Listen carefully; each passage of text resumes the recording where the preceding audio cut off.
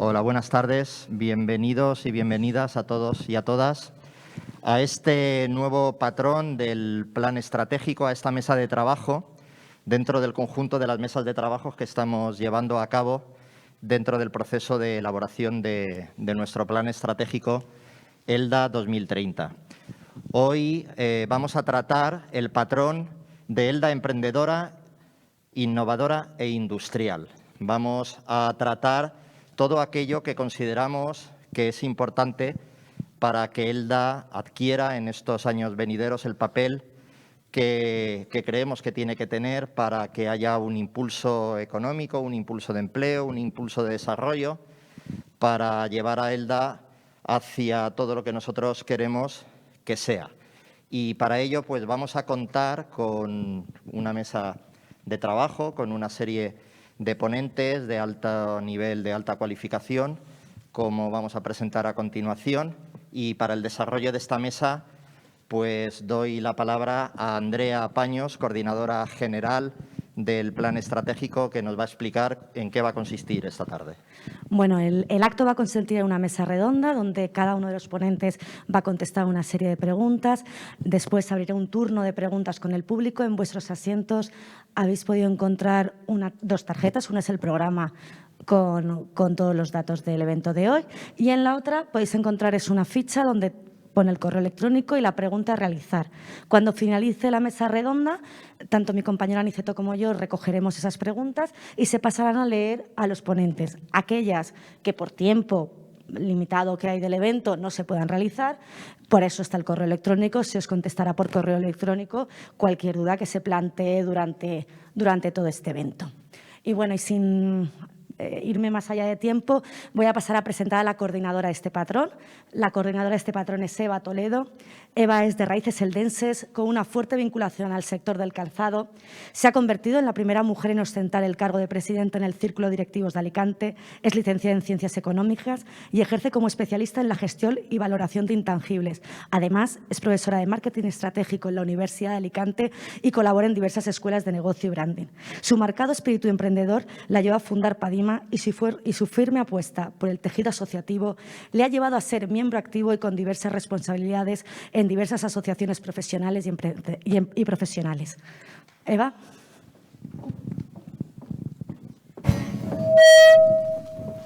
Buenas tardes a todos. Yo estoy muy contenta de estar aquí porque creo que cuando se prometen cosas y se van cumpliendo, pues es un éxito, ¿no? Y a eso nos debemos de acostumbrar y estoy segura que este trabajo que comenzamos hace ya unos meses y que la pandemia… Me quito la mascarilla porque así la organización nos ha permitido para que nos podáis escuchar mejor y también porque el lenguaje no verbal probablemente hace más amigable y más llevadera esta tarde, ¿no?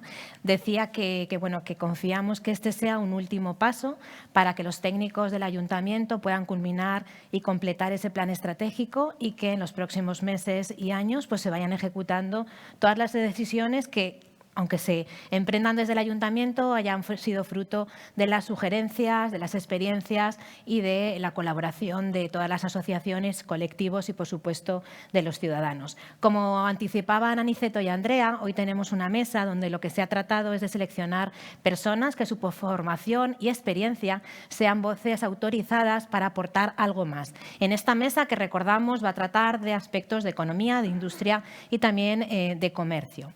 Entonces, voy a presentar a nuestros invitados de hoy. Esther Gilabert es secretaria general de la Confederación Empresarial de la Comunidad Valenciana.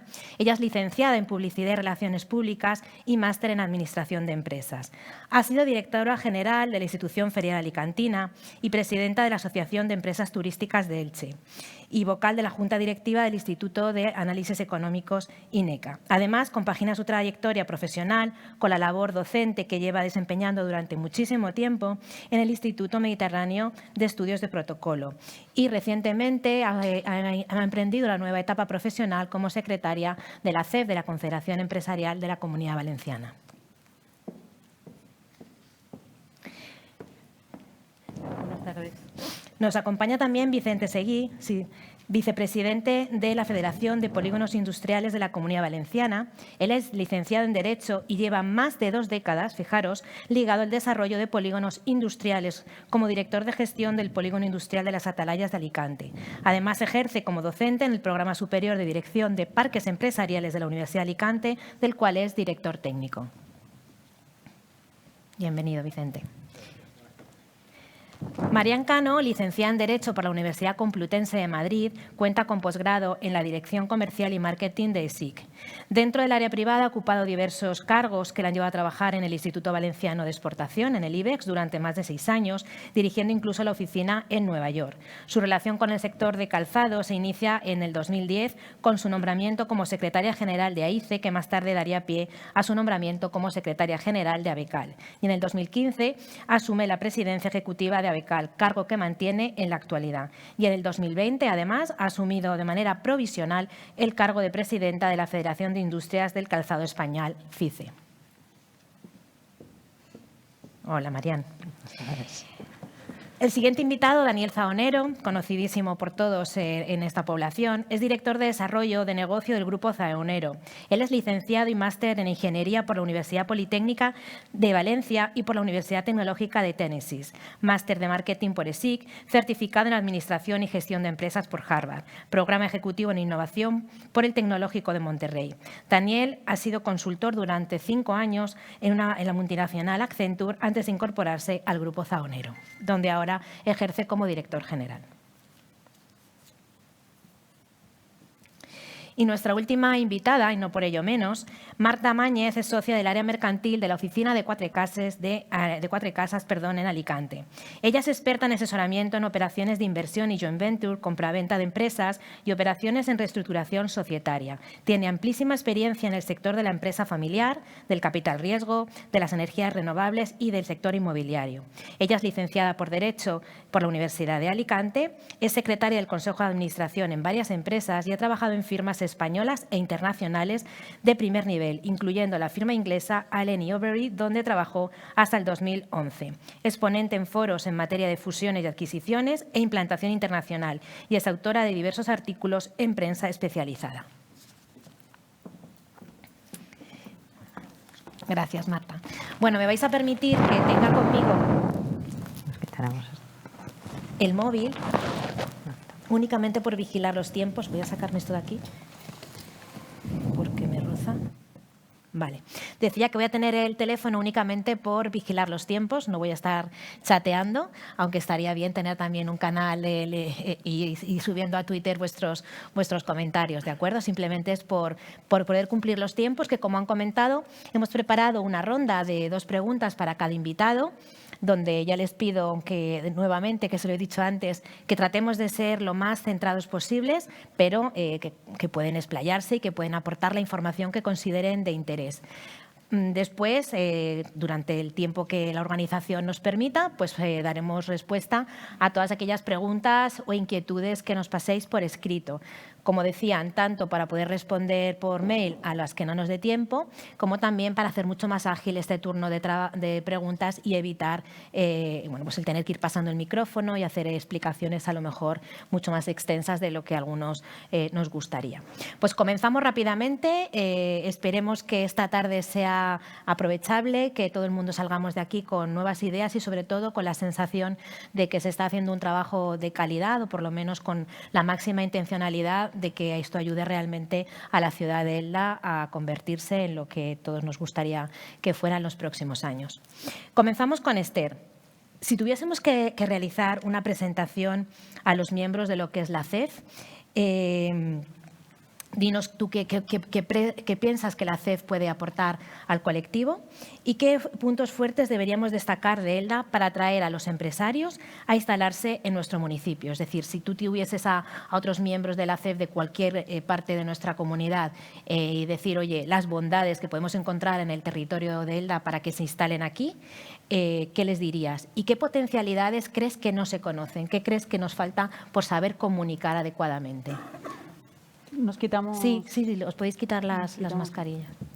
Bueno, yo por tener este pequeño privilegio de empezar, de ser la primera en hablar. Sí que me gustaría pues dar la enhorabuena al Ayuntamiento y en general a la ciudad de Elda por emprender, ¿no? Por empezar este ejercicio de análisis, de empezar un proyecto estratégico, Elda 2030. Creo que, y más lo hemos vivido en los últimos tiempos de tanta incertidumbre, que al final lo urgente nos hace muchas veces olvidarnos casi de lo importante, ¿no? Y de lo importante que es poner luces largas y pensar en qué queremos ser de mayores, si me permitís la expresión. Entonces, creo que este ejercicio insisto, de análisis, de partiendo de un análisis del contexto, con datos objetivos y establecer un procedimiento de trabajo en el que poner objetivos, que además comentábamos que no solo es poner objetivos, sino a partir de ahí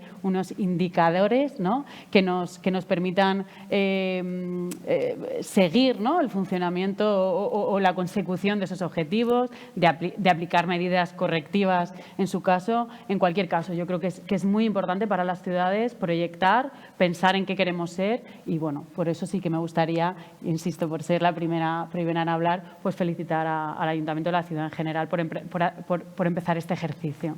Y lo segundo, agradecer, por supuesto, el que me hayáis invitado a mí, el que hayáis invitado a la CEP, que es la institución que ahora mismo represento, con muy buenos compañeros de mesa para esta mesa de trabajo. Y centrándome un poco en la pregunta de la moderadora, puntos fuertes que nos deberíamos destacar de Elda. Yo creo que Elda es una ciudad con una fuerte tradición industrial, ligada obviamente, como todos sabemos, al sector del calzado, que tiene un tejido empresarial amplio, distribuido entre los 3 polígonos industriales que tiene el municipio, más de 500 empresas con un reconocimiento a nivel europeo y nacional, ¿no? Líderes en innovación y en producción sostenible.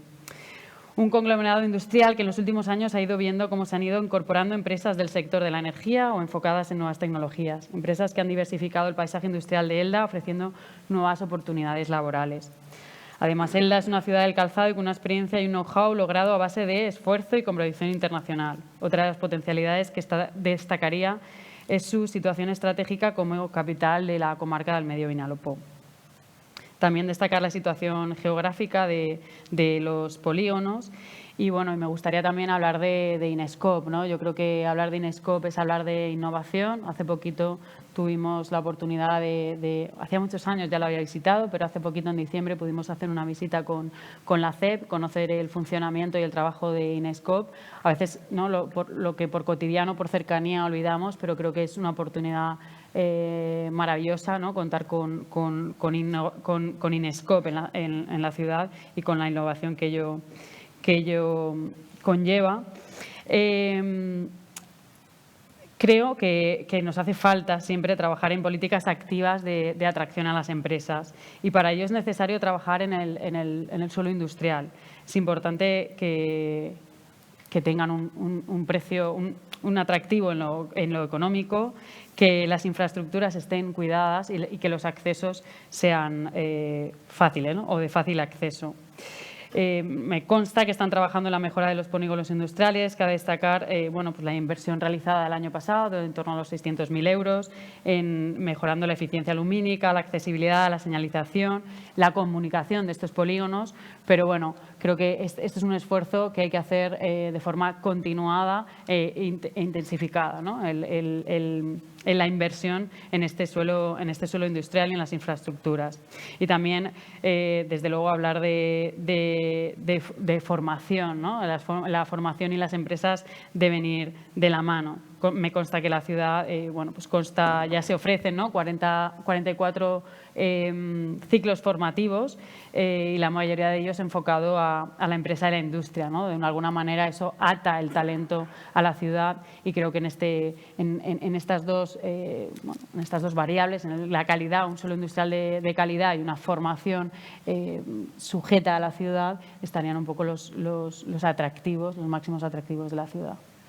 Vale, entonces yo creo que un poco por resumir y ver si luego hay consenso, parece que desde la CEF lo que vosotros apreciáis es que se conoce de Elda nuestra trayectoria y experiencia específica en la industria del calzado y que eso sin duda es un fuerte y además hay un reconocimiento internacional, creo que es algo indudable y por todos conocidos. El tema de la ubicación también es positivo, puesto que es cierto que siempre todo es mejorable, pero creo que las salidas de Elda y la comunicación tanto hacia el centro de España como hacia la salida hacia el puerto es positiva, es decir, no hay un nivel de aislamiento. Y bueno, que se están trabajando, como comentaba Esther, en todo lo que tiene que ver con la mejora de la calidad de ese suelo industrial, ¿no? Luego, parece que no hay ninguna potencialidad que ya exista y que no se conozca, que los fuertes son ampliamente conocidos, esa trayectoria, esa experiencia, esa ubicación y esa voluntad de mantener esa tradición de la industria. Vale, me comentan que los que no vayan hablando que se pongan la mascarilla un poco por mantener al máximo las condiciones. Me ¿vale? parece perfecto. Vale, la siguiente pregunta es para Vicente Seguí. Y totalmente está hilado con el final de la intervención de Esther, donde hablaba de esa mejora de los polígonos industriales y donde en la presentación, quien no lo conociese, ha podido ver que tiene un conocimiento y una experiencia, por lo menos creo que mayor que los que estamos aquí sentados en la mesa, desconozco con el resto del público, para hablar con propiedad de qué se debería de realizar para la mejora de ese suelo industrial. Entonces, la primera pregunta es, ¿tú qué opinas de por qué es importante fomentar la figura de las entidades de gestión en ese desarrollo industrial del municipio? Creo que es algo clave sobre lo que hay un gran interés por una normativa, una legislación bastante reciente. Y para aquellos que no lo conocieran, pues una breve exposición de qué son esas entidades de gestión para poder conocer la importancia o las ventajas que puede aportar en esta nueva etapa que queremos emprender. Muchas gracias, Andrea. Bueno, reitero el agradecimiento del Ayuntamiento por haber contado, en este caso conmigo como representante de la Federación de Polígonos Empresariales de la Comunidad Valenciana, para esta importante mesa. Esperemos, como estábamos hablando en el previo, que este plan estratégico no sea un plan que se quede en las estanterías, sino que sea un plan ejecutable, con lo cual intentaremos aportar nuestro granito de arena para que eso sea viable. Entrando a la cuestión y sin extenderme en los agradecimientos, yo creo que las entidades de gestión en las áreas empresariales parten de una necesidad. Parten de una necesidad de la propia idiosincrasia de las áreas empresariales. Las áreas empresariales, por su propia ubicación normal, siempre se sitúan en los extrarradios de las ciudades, incluso separados de los propios cascos urbanos, y siempre han adolecido de una atención por parte de los ayuntamientos, pero por un propio de inercia, ¿no? Dijéramos que no se vive en las ciudades, se va a trabajar, se vuelve, y normalmente, además, en el mismo coexisten pues poblaciones que no solamente son del propio municipio, sino que son de otros municipios, con lo cual se pierde un poco la identidad del área empresarial. Pero yo siempre digo que no se debe achacar esa falta de atención solamente a las administraciones, en este caso la administración local, sino también al propio empresariado. Pero claro, el propio empresariado luchaba con un hándicap que era la falta de regulación de una persona jurídica que verdaderamente diese solución o pudiese dar solución a lo que es la gestión que se precisa en las áreas empresariales. Es cierto, lo había dicho la moderadora, que recientemente, como está el COVID de por medio, recientemente hay que quitarle 2 años, ¿no? Entonces, en el 2018, la Ley 14/2018, de gestión, modernización y promoción de las áreas empresariales, con un amplio consenso, un impulso de la Administración y un amplio consenso del Legislativo, dio lugar a esta ley pionera a nivel nacional, en la cual lo que se venía a plasmar es la colaboración público-privada. Es decir, es la perfecta sintonía que debe haber entre una iniciativa del propio empresariado que va a decirle a la Administración local: queremos asociarnos, queremos crear una entidad de gestión, queremos que además sean todos partícipes de la misma, y le vienen a decir al ayuntamiento: queremos que nos des el visto bueno para ello. Esto tiene un procedimiento que ya se ha iniciado en algún área empresarial de aquí de Elda, gracias a la buena sintonía y la iniciativa del ayuntamiento, a que le vuelvo a agradecer que cuente con nosotros. Y lo que viene a en este caso las entidades de gestión y modernización, como su propio nombre indica, se trata de gestionar. Yo creo que lo básico y lo más importante es configurar una interlocución. ¿Con quién? En este caso, con la administración local. Normalmente todas las necesidades, pues evidentemente cada uno tiene sus necesidades dentro de su empresa, pero no hay una voz única que pueda trasladar cuáles son las necesidades más importantes a la hora de solucionar en un área empresarial. Hablaba antes, compañera Esther de Mesa, de las ayudas que están existiendo para el tema de las áreas empresariales, pero muchas veces el ayuntamiento con muy buena voluntad aplica esas mejoras dentro de los ítems que son subvencionables, que a lo mejor no son los que verdaderamente necesita la empresa. Con lo cual, simplemente con esa configuración de una interlocución efectiva, pues dijéramos, estamos ganando mucho. Con todo eso, estas entidades de gestión, en la cual, una vez configurada con esa mayoría que hace que el resto también tenga que estar implicada en el mismo, hay una integración también municipal dentro de la propia entidad de gestión, con lo cual es una relación bilateral constante, ¿no? Los propios órganos de gestión, de los rectores, están formados por todos los empresarios y además por el propio ayuntamiento, con lo cual esa interlocución entendemos que es fundamental. Normalmente se piensa en la gestión para lo que es la conservación de la urbanización, etcétera, etcétera, pero la ley ha ido un paso más y de lo que es la propia conservación de la urbanización, que no deja de ser muy importante. Siempre decimos que cuando vas a ver una empresa, por muy bien que esté, donde primero vas es al polígono, la imagen de tu polígono irradia también en tu empresa, con lo cual es perfecta, la imagen del polígono tiene que ser adecuada a lo que necesita la empresa, pero va más allá. La ley trata de introducir servicios que nosotros denominamos servicios de valor añadido para que desde el colectivo beneficiar a las empresas, que haya factores de competitividad, factores de que la propia empresa pueda desarrollar más cómodamente su actividad. Cuando hablamos de empresa siempre hablamos de dos facetas, la palabra empresario y la palabra trabajadores. Hoy en día también, lo estábamos hablando en el previo, los trabajadores empiezan a exigir una serie de condicionantes que no solamente son los remuneratorios, sino también unas condiciones de vida mucho más habitables dentro de la empresa y dentro del entorno donde se desarrolla la empresa. Y finalmente, la ley también, pues lo que trata es de la tercera acepción de la ley es la promoción. Evidentemente, la propia ley establece la clasificación de las áreas en función de las infraestructuras, en función de los servicios, para que cualquier empresa a nivel mundial pueda conocer cuál es el estado del suelo industrial en la Comunidad Valenciana, y en este caso pues se está implementando el mapa del suelo industrial de la comunidad, con lo cual creemos que se está generando ese ecosistema favorable a la mejora de las áreas empresariales. Bueno, has dado muchísima información. Me voy a permitir hacerte dos preguntitas, un poco para aclarar algunas cuestiones de las que has citado. Cuando has hablado que las entidades de gestión, además de, de gestionar todo lo que tiene que ver con el mantenimiento de esa urbanización, de ese área, que va más allá y que también va a ser un interlocutor con la Administración, lo cual me parece que es importante. Y hablabas de la figura de ese valor añadido. A lo mejor estamos tratando de descender. Bueno, ¿a qué te refieres exactamente? ¿Sería, por ejemplo, cuando hemos visitado otras áreas industriales y hemos visto que hay un servicio común de guardería, de gimnasios, de talleres de coches? ¿Se refiere a todo eso para hacer más habitable esa zona, o con el valor añadido propiamente tienen que ser servicios para el despachado de la mercancía o la seguridad? Dentro del valor añadido Cualquier es cosa. al infinito, ¿no? Es decir, todo el valor añadido, todo aquello que pueda facilitar el desarrollo de la empresa, pues el desarrollo de la empresa, y cuando hablamos del desarrollo de la empresa hablamos también del factor humano, ¿no? Yo creo que es importante un matiz que quiero que tener claro. El mantenimiento de la urbanización le corresponde al ayuntamiento. O sea, lo que no se debe pensar el empresariado, y esto lo hemos hablado en algunos foros, es que por generar esta entidad de gestión y modernización ahora resulta que los empresarios van a tener que asumir el mantenimiento de la urbanización. No, lo que habrá es una interlocución para que el ayuntamiento lo gestione bien. Eso es importante. Eso serían los servicios de carácter básico. El valor de valor añadido, has apuntado a algunos de ellos muy bien. O sea, todo aquello que demande el colectivo empresarial. Pero podemos ir más incluso al factor empresa. por ejemplo, el tema de la gestión mancomunada de residuos, un tema que a lo mejor es muy interesante, que después de un análisis, luego hablaremos con la pregunta de los ODS, pues pueda hacer un factor de competitividad, ¿no? El poder generar los residuos de un área empresarial.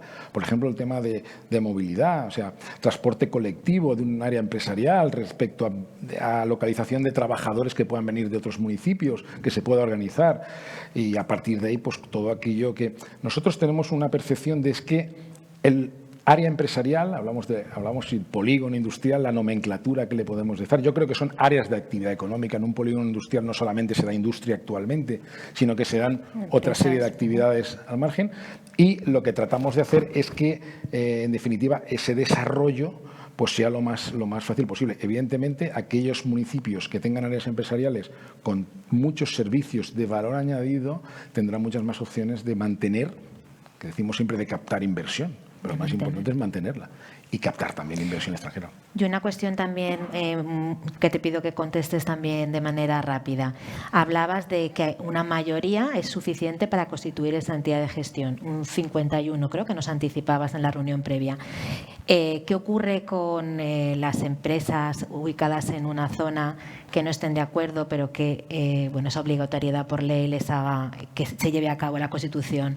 ¿Hay alguna diferencia? ¿Qué recomendaciones darías tú para los polígonos que estén trabajando en ese sentido, para que haya, entiendo que cuanto mayor mayoría y si es posible unanimidad, mucho mejor, ¿no? Será la convivencia y los objetivos a conseguir. Desde tu experiencia, ¿qué recomendarías? Hombre, vamos a ver, el tema de la imposición, eso es un tema, yo creo que efectivamente si surge todo desde un mayor consenso es mucho más amable. Lo que se está tratando, el legislador lo que ha dicho es que cuando existe una mayoría y subyace un interés general, nosotros calificamos las áreas empresariales como infraestructuras básicas de carácter estratégico. Es decir, hay un interés general en que unas áreas empresariales estén perfectamente gestionadas, perfectamente mantenidas por el interés general, no solamente de los empresarios, sino del municipio donde se ubican. Eso habilita y faculta a que, dijéramos, cuando existe hay un doble régimen de mayoría, 51% de los empresarios que además representen el 51% del suelo, un régimen bastante cualificado. Si eso es así, evidentemente hay un consenso y hay un interés general para que todo el mundo tenga que estar asociado. Y es importantísimo en este caso, yo siempre lo digo, que el ayuntamiento pues muchas veces lidere, sobre todo en donde no hay ningún germen de asociacionismo en los polígonos.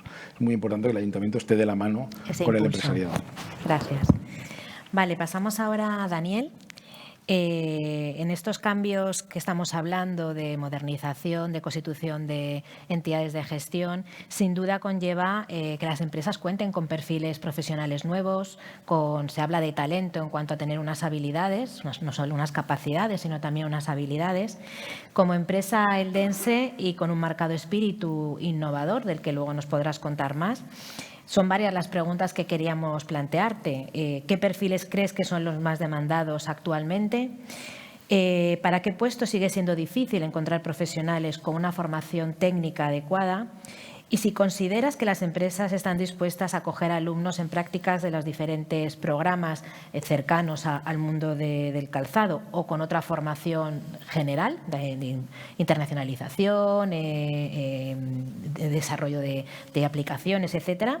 Y si no es así, si crees que no hay una predisposición positiva a acoger ese alumno de práctica, ¿cuál crees que son los motivos de esta negativa? ¿Qué barreras ve el empresario o por qué no ve beneficioso el tener una fuente de selección natural y fácil de nuevos profesionales en sus equipos? Bueno, empezando por la primera pregunta que comentabas de los perfiles más demandados, al margen de necesidades particulares, lo que quiero es hablar en nombre representando a la industria aquí local, no solo en nuestro caso, que quizá buscamos algún perfil de titulado superior, que tenemos que traerlo de fuera porque aquí no hay universidad, algo totalmente lógico. Sí que tenemos tres grandes necesidades con perfiles que sí que podrían traerse de aquí, como hemos visto que una de las grandes necesidades o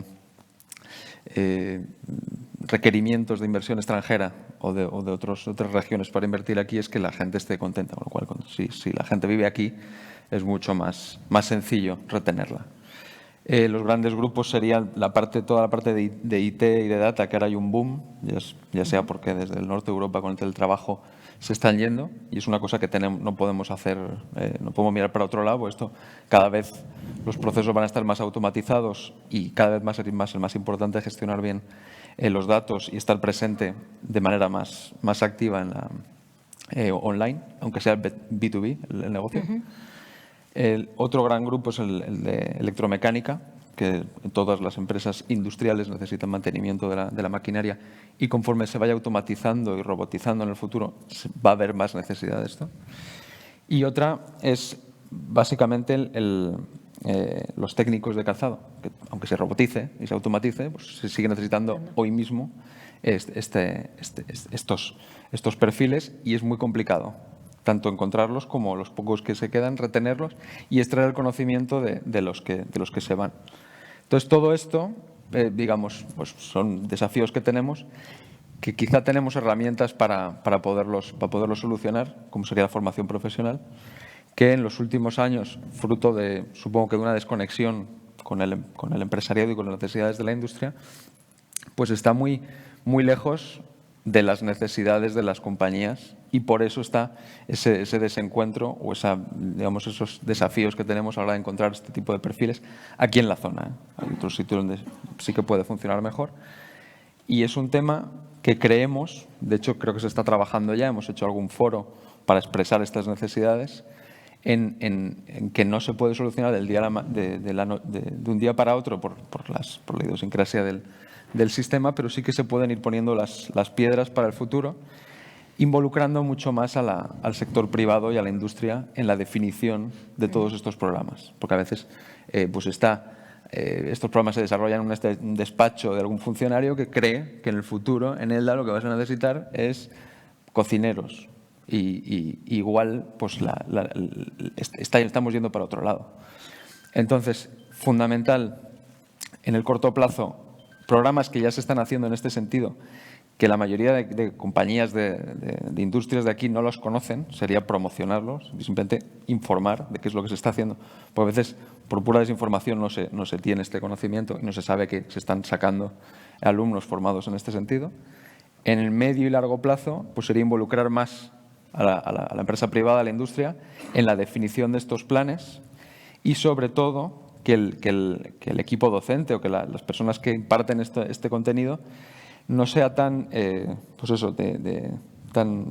con un perfil muy teórico y con nula experiencia en el trabajo. Y en este sentido sí que nosotros nos estamos involucrando, y sabemos que hay más gente dentro del círculo que se está involucrando, en poner a disposición gente dentro de nuestra propia industria, incluso nuestras propias instalaciones, para formar y para participar en la definición de estos planes, para que la gente que salga de estos programas esté ya enfocada al mundo laboral que se necesita aquí en la región, ¿vale?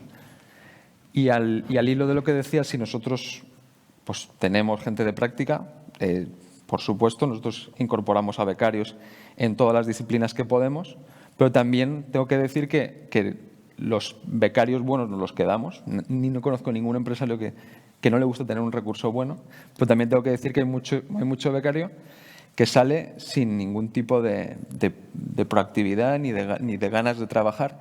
Y es un tema que yo creo que es responsabilidad de todos, no solo de la formación y de la propia sociedad, y también de las empresas de no saber vender bien la industria. O sea, habría que hacer una labor de marketing interno y de marketing desde las formaciones y desde las empresas al propio público objetivo que sale del colegio o del instituto, de que trabajar en la industria no es nada malo. O sea, de hecho, hay unas oportunidades brutales de crecimiento, y además aquí precisamente en la región se trabaja con marcas de primer nivel que son muy interesantes. La gente no lo sabe, y estoy seguro que si se vendiese de una manera correcta, la demanda sería mucho mayor de este tipo de perfiles y este tipo de formación.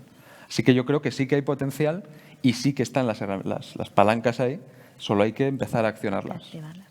Sí, una de las cuestiones que has comentado que me parece interesante es esto último que decías acerca de que a lo mejor hace falta un poco de labor de comunicación o de marketing conjunto. Y también dentro del cuadro a lo mejor directivo o organizativo, el saber trasladar que hay en esa organización en la que se incorpora un alumno de prácticas un horizonte, una carrera profesional, y que el ser técnico de FP o incluso una cualificación menor no impide para que con tu voluntad y tu esfuerzo la empresa te acompañe y se involucre en tu crecimiento profesional, no solo con la experiencia, sino con una formación reglada conforme vayas teniendo esas capacidades y demuestres que estés preparado para subir un nuevo escalón. Es decir, que no exista esa idea de voy a estar toda mi vida en esta máquina realizando una tarea que al final hasta el más motivado no le llegue a aburrir o a hastiar. Y relacionado también con esto, hemos hablado del programa de formación profesional, has hablado de la universidad como perfiles que no están aquí localmente y que puedes importar, ¿no?, de poblaciones tan cercanas como Elche o Alicante, pero quería también preguntarte por el reskilling, es decir, ahora se habla de un gran volumen de personal de una edad madura que se ha quedado en desempleo por diferentes circunstancias y que provienen de diferentes sectores. ¿Ves posible que aquí exista una vía de reconducir esta nueva fase de su vida laboral o lo ves más complicado? No, creo que es una gran oportunidad. De hecho, no sé con quién lo hablábamos en diciembre en uno de estos foros que montamos, que la gente de edad avanzada que quiere formarse es la que luego mejor trabaja, porque de verdad hay una voluntad real y no es que quieres, pues no tengo nada que hacer, pues me meto una FP a ver qué pasa, sino es gente que de verdad quiere reorientar su carrera porque a lo mejor donde ha llegado a su tope o ya no tiene futuro ese oficio que tenía y se quiere formar en otro oficio, y son los que mejor resultado dan luego en la compañía. Y creo que definitivamente al final es todo voluntad y la edad es un número del DNI. O sea, la gente puede trabajar hasta 60, 70 años con actitud y de sobra. Y la limitación está en la tecnología. Creo sinceramente que viendo a mi abuela, que en paz descanse, ella manejaba el WhatsApp mejor que mi madre. O sea, no es un tema de generaciones. Sí, por eso quería preguntarle. Yo también tengo esa perspectiva de que hay oportunidades no solamente para los jóvenes y que solo hay que trabajar en esa línea, que sin duda son los que tienen el futuro por delante y los que tienen que suponer nuestra mayor preocupación, pero que también hay un gran colectivo de personas que están con salud, con mucha capacidad, con mucha ilusión y que pues tienen agotada su vida profesional donde hasta el momento venían desarrollándola, y por qué no pueden reconducirlo, y a nivel de acciones del ayuntamiento y de otras asociaciones creo que ahí hay una línea de trabajo en la que todos tenemos que responsabilizarnos.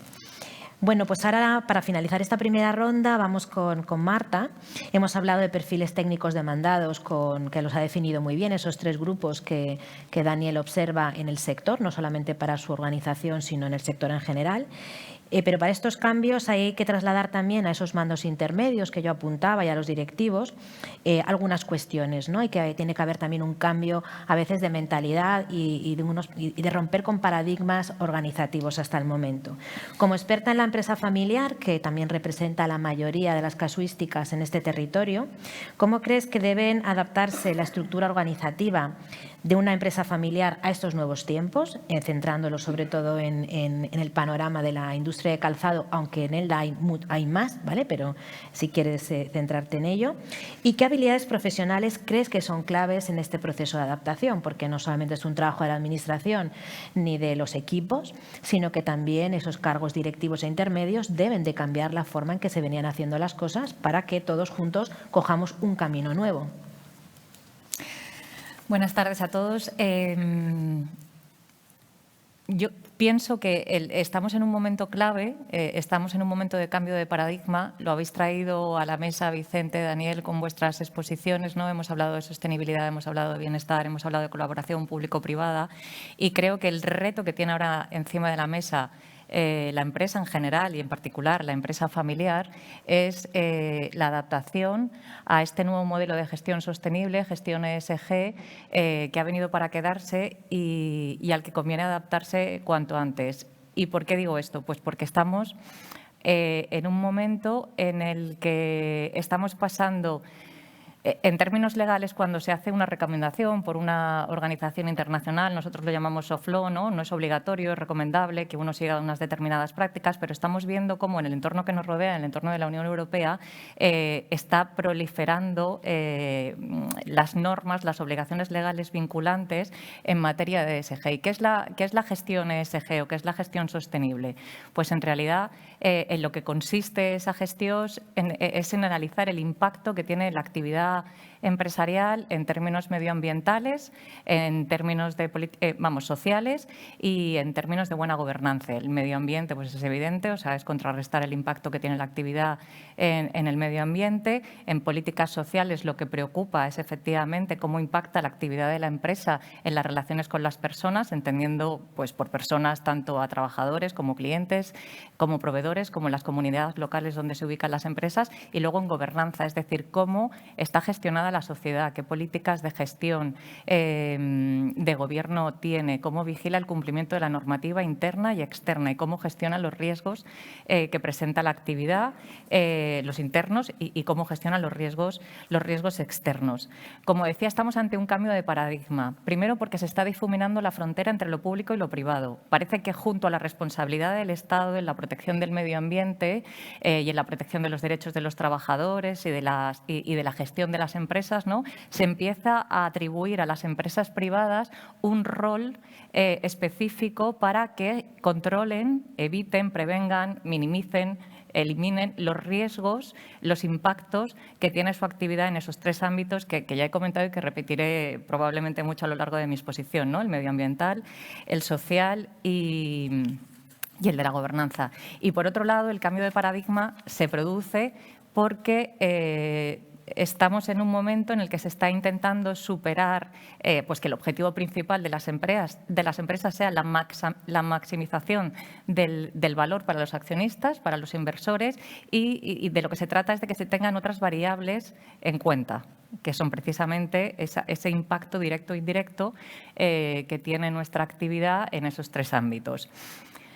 ¿Qué está pasando en nuestro entorno? Pues que la Unión Europea ha tomado la iniciativa y ha apostado por la generación de un paquete normativo en torno al gobierno corporativo sostenible que tiene como fin último el generar un modelo económico que sea sostenible, verde, justo e inclusivo. Son todas palabras que están muy en el orden del día, ¿no?, de todos nosotros, de todo nuestro discurso. ¿Y esto cómo lo está haciendo la Unión y en qué medida o de qué modo nos afecta a las empresas, ¿no? Porque además, en mi experiencia, en mis relaciones con la empresa familiar, cada vez que, justo en esta época del año, cuando llegas con las novedades legislativas, obviamente las fiscales interesan a todo el mundo, pero en lo que respecta a novedades legales, normalmente la respuesta que obtenemos vuestra es pero eso solo afecta a las grandes. Pero eventualmente, normalmente empieza así, empieza afectando a las grandes y, de hecho, os podría citar en las recomendaciones de buen gobierno corporativo cómo ya se han introducido recomendaciones en torno a las políticas de gestión sostenible, ¿no? Y esto es como el refrán: cuando las barbas de tu vecino veas cortar, pues vete poniendo las tuyas a remojar. Efectivamente, si ya está aplicando a las cotizadas, eventualmente nos va a llegar. Ocurrió con la retribución de los administradores. Antes era un tema que quedaba reservado a las retribuciones de los directivos directivos y administradores de las sociedades cotizadas. Ahora mismo ya es una realidad para todos. Y muchos de vosotros seguís diciendo no, pero que no, que esto no, o no nos aplica o no va con nosotros, es que yo lo hago distinto. No, al final la norma agraciadamente nos aplica a todos igual, ¿no? Y, como digo, el paquete normativo de la Unión Europea pues nos irá aplicando a unos y a otros, a lo mejor en distintos tiempos, pero eventualmente nos va a aplicar a todos. Y ese paquete normativo tiene 3 líneas de trabajo fundamentales que creo que es interesante que conozcáis para el análisis que tenéis que hacer en este momento. El primero es el de la rendición de cuentas. Hasta ahora, muchos de vosotros probablemente la única información que publicáis sobre vuestra empresa es la información financiera, las cuentas anuales. Todos sabemos que tenemos una obligación al año, que es la de aprobar una obligación mercantil societaria, que es la de la aprobación de cuentas y el depósito de esas cuentas en el registro mercantil, que es accesible básicamente a todo el mundo. Pues bien, en 2014 la Unión Europea aprobó una directiva que establece la obligación de divulgar información no financiera, es decir, de que demos información sobre pues, nuestras políticas medioambientales, nuestras políticas sociales y de gobernanza.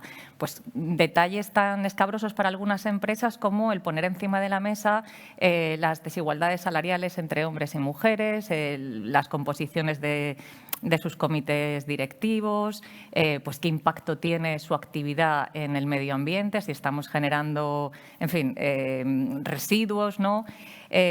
Bueno, pues esta obligación de rendición de divulgación de información no financiera es ya una obligación para determinadas empresas.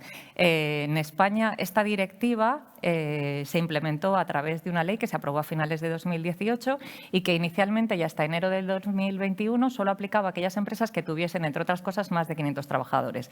El umbral desde 1 de enero de 2021 pasa a 250 trabajadores. Y ya está en marcha desde la Unión Europea hay una nueva propuesta de directiva para modificar qué tipo de información tenemos que divulgar, quiénes tienen que divulgar la información y cómo se tiene que reportar esa información. ¿Por qué? Porque se han dado cuenta de que pese a ese esfuerzo que se hizo en el 14 y que se ha implementado en todos los países de nuestro entorno recientemente, la información que llega al mercado de las empresas, la información no financiera, no siempre es una información de calidad, porque no hay unos estándares ahora de reporting homogéneos para todo y sobre todo que cada uno está decidiendo, está haciendo un poco de selección de lo que dice, que no lo dice, cómo lo dice. Y esto, ¿qué impacto puede tener en nosotros? ¿No? Nos preguntaréis, oye, que somos empresa familiar, todo esto que me estás contando, más de 250 trabajadores, pues a lo mejor no nos toca ahora mismo. Pues tiene impacto por un motivo que es fundamental y que a todos nos atañe, ¿no? Que es el de la financiación, empezando por ahí. Los bancos, a la hora de otorgar financiación, están incluyendo dentro de sus condicionantes de requisitos que tenemos que cumplir el suministro de información no financiera, y esa información la tenemos que saber canalizar, o sea, la tenemos que saber trasladar correctamente y obviamente para poder reportar sobre esas cuestiones que nos están poniendo encima de la mesa, tenemos que tener los deberes hechos previamente, tenemos que tener procedimientos y políticas de gestión ESG. O sea, esto no es una cuestión que yo me pueda inventar de hoy para mañana para solicitar un préstamo o una línea de crédito. Luego es fundamental desde el punto de vista de la financiación, pero voy un paso más allá, también desde el punto de vista de los consumidores. El consumidor, lo hablaba Daniel, ¿no? O sea, los trabajadores del data, IT, pues están encontrando en esta tierra nuestra, ¿no? Un sitio en el que hay bienestar, ¿no? Y entonces están los nómadas digitales, se están implantando aquí. Pues bueno, también he pensado en nómadas digitales y se me ha ido el santo al cielo. La información para los consumidores, porque lo que valora, los valores de los consumidores, lo que valoramos, ha variado mucho en los últimos años. Probablemente el precio ya no sea la cuestión que más nos influye. Estamos pensando en otras cosas, pues desde dónde se hace este producto, la cadena de suministro, ¿no? O sea, ¿hay niños involucrados al final de estos zapatos? Pues por poner un ejemplo, ¿no? que ya es un clásico. Entonces, todo esto nos lleva a replantearnos, como decía, que aunque ahora mismo no tengamos esa obligación de rendición de cuentas o las obligaciones legales que se están aprobando no nos apliquen por el tamaño, creo que tenemos que empezar a hacer reflexiones sobre cómo vamos a tener que adaptar nuestro modelo de negocio a esta nueva gestión sostenible que se está imponiendo. No quiero asustar a nadie, termino en 2 minutos, pero hay una propuesta de directiva que se llama versa sobre la diligencia debida y la responsabilidad empresarial, y en esto vamos a ser pioneros, no sé si para bien o para mal, pero la Unión Europea pretende ser pionera y establecer un estándar de conducta empresarial que se va a traducir en obligaciones para las empresas en respetar los derechos humanos, el medio ambiente y la gobernanza. Y digo que es pionera porque hasta ahora lo que había o lo que hay son tratados internacionales, recomendaciones, líneas directrices de la OCDE, pero todavía no tenemos obligaciones jurídicamente vinculantes que nos obliguen a las empresas a vigilar que nuestra actividad no incumple ni de manera directa o indirecta los derechos fundamentales pues de los distintos grupos de interés. Y esto es muy relevante también por las cadenas de suministro. De hecho, la Unión Europea está en modo propuesta de directiva. Ahora mismo la Comisión está trabajando la propuesta del Parlamento y se espera que para marzo del 22 la propia Comisión ya tenga una propuesta de directiva. Pero en Alemania ya hay una ley sobre las cadenas de suministro. O sea, ya se están estableciendo obligaciones para que una empresa alemana que a lo mejor tiene proveedores en India, pues tenga procedimientos para supervisar que efectivamente no se están incumpliendo o que se están respetando, mejor dicho, los derechos humanos de todas las personas que estén involucradas, ¿no? Y luego ya con esto termino. La tercera línea de actuación, la tercera línea de trabajo va por el estándar de conducta de diligencia de los administradores. Yo ya he dicho en múltiples ocasiones que ser administrador desde la crisis de 2008 se ha convertido en una profesión de riesgo y con este nuevo paradigma de gestión sostenible pues nos lo van a hacer un poquito más difícil, porque hasta ahora el administrador de una empresa tenía que velar por el interés social, entendiendo interés social como el interés común de sus socios, y ahora lo que está diciendo el legislador es, oiga, dentro del interés social no se ciña usted al socio, porque el paradigma está cambiando, e incluya a todos los grupos de interés que tiene a su alrededor, que van desde los trabajadores a las comunidades en las que ustedes están implantados, a sus proveedores, a sus clientes. Con lo cual, preguntabas, ¿qué tipo de habilidades, ¿no? Tienen que tener las personas que tengan que operar esta serie de cambios? Pues mira, más allá de las capacitaciones técnicas, ¿no?, que requiera cada ámbito ESG, medioambiental, de gobernanza, para lo que recomendaría un buen abogado, o social, yo creo que hay que tener mucha predisposición al cambio y estar preparado para aplicar la innovación, ¿no?, que todo el mundo tenemos ahora mismo la innovación en la boca, pero no solo desde un punto de vista tecnológico, sino estar preparado para ser innovadores en los procesos de gestión que tenemos que diseñar. A la empresa familiar se le presenta un reto adicional y tiene que ver precisamente con quiénes están a la cabeza de las empresas familiares, ¿no? Yo creo que en diciembre pues hemos tenido, con ocasión del nombramiento de Marta Ortega, pues una buena oportunidad, ¿no?, de plantearnos si efectivamente lo acertado en la empresa familiar es la llamada gestión dinástica, es decir, que pase a propietarios o a miembros de la familia, la dirección, que están involucrados en la empresa. Bueno, pues es parte, obviamente, si eso sucede, que no tiene por qué ser necesariamente malo, aunque Inditex se llevase un batacazo en bolsa con ese nombramiento, yo la recomendación que haría es que uno de los focos que tendría uno de los retos, mejor dicho, que tiene la empresa familiar en este sentido es el trabajar mucho la formación de los sucesores. Es decir, los sucesores no se vuelven líderes de la noche a la mañana porque el fundador haya decidido que se marcha, sino que esto hay que trabajarlo.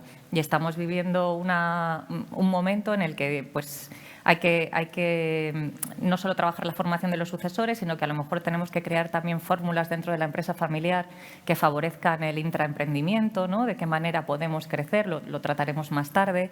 En fin, retos interesantes. Creo que ya me he pedido probablemente del... Una información hipercompleta, que nadie se asuste, ¿vale? Yo creo que todo esto tiene una lectura positiva. Es cierto que estamos en un momento de cambio, pero cambio porque la sociedad sí lo demanda. Al final los consumidores quieren productos seguros, quieren dejar un mundo mejor a sus hijos, quieren que el lugar en el que vivan sea habitable, y eso pues lleva a que los responsables desde la administración que corresponda pues desarrollen este tipo de normativas. Yo no lo veo como algo negativo, creo que es una oportunidad en concreto para nosotros, para la ciudad de Elda. Por ejemplo, la deslocalización que fue de tendencia hace unos años, esto puede motivar o ayudar a que la producción vuelva aquí, porque aquí vamos a tener una seguridad de ver quién está trabajando en esas fábricas, cuáles son las condiciones que se dan, controlar el aprovisionamiento. Entonces, creo que todo eso pueden ser muy buenas noticias para nuestra ciudad y para este proyecto en concreto. Y creo que tener toda esa avalancha de proyectos y de normativas y tener profesionales como Marta que la conocen y que nos lo ponen encima de la mesa, pues es nos llama a ser proactivos, a formarnos, a interesarnos para tomar las mejores decisiones para nuestra empresa. Y eso puede ser un valor añadido si nosotros somos capaces no solo de ofrecer un calzado o un producto de la industria auxiliar con una calidad como lo sabemos hacer, en condiciones, en tiempo y en forma, y además decimos, y es que además hemos revertido los efectos de, bueno, pues de los residuos que generamos, o tenemos este programa para integrar a personas que vienen de otras poblaciones en nuestro entorno, es decir, todas esas cuestiones de gobernanza y de cuidado ambiental y social, sin duda, nuestro consumidor, ante un producto sustitutivo en cualidades y en precio, se inclinará por aquel que le da un algo más, ese algo más que estamos pidiendo, ¿no? Al final es un poco cerrar el círculo. Entonces, buenas noticias, oportunidad de que esa deslocalización se ponga fin y vuelvan a casa, y además de poder trabajar con tiempo, porque aquí hay materia prima de talento y de personas suficiente. Y los empresarios que yo he conocido durante mi trayectoria, puedo decir que todos están preocupados por dejar un entorno mejor que el que se encontraron y no por maximizar sus beneficios. Si sabéis que muchos han hipotecado sus patrimonios ahora durante el COVID porque siguiesen adelante las actividades, y que de una manera más informal, sin estar documentado en esas memorias ahora que son voluntarias, han ayudado de la manera que han podido al entorno en el que ellos se relacionaban, no solamente empleados, sino a los equipos de fútbol, a las asociaciones, etcétera. Entonces, es una buena oportunidad para lo que ya venimos haciendo desde hace tiempo, profesionalizarlo y que nos ayude a crecer todos más como sociedad. Decía que habíamos acabado la primera ronda, es mentira, sabéis que falta Marian, pero ahí le vamos a hacer dos preguntas posteriores. Para cerrar un poco esta temática que estamos hablando de cambios desde los polígonos, la gobernanza, es decir, todo el equipo directivo, los empleados y demás, queremos volver con Vicente y decirte, bueno, pues que estos cambios de los que estamos hablando en el mundo de la empresa van ligados al concepto de responsabilidad social corporativa, que ahora se ha ampliado y hablamos del desarrollo sostenible que Marta ya ha introducido en su exposición. Si nos centramos en los polígonos, y tú antes también lo has dicho, ¿no?, como un posible valor añadido, esos puntos comunes de recuperación de residuos, ¿qué medidas crees tú que se deberían de aplicar en los polígonos para desarrollar el fomento de energías limpias, la economía circular, esa gestión sostenible de los mismos? ¿Y cómo venderías o qué peso le darías a esos elementos como valor diferencial de nuestro suelo para atraer a esas inversiones? Bueno, estoy totalmente de acuerdo. Normalmente en España siempre nos esperamos a las obligaciones para cumplir algunos objetivos, ¿no? En este caso, la pandemia la ha puesto de manifiesto, ¿no? Yo creo que es un tema muy interesante. Este reporting de responsabilidad social nos está llevando a que verdaderamente tenemos que tener unos verdaderos esfuerzos en poner en valor la dimensión social de la empresa. Es decir, la empresa hay que empezar a verla como un factor positivo en una localidad como esta. Yo creo que está dentro del ADN, pero muchas veces me da la impresión, y yo lo vivo a diario, que la ciudadanía, salvo que tenga algún vínculo con el área empresarial o con las empresas, como que eso es un tema ajeno a... Y yo siempre digo que la ecuación es muy simple.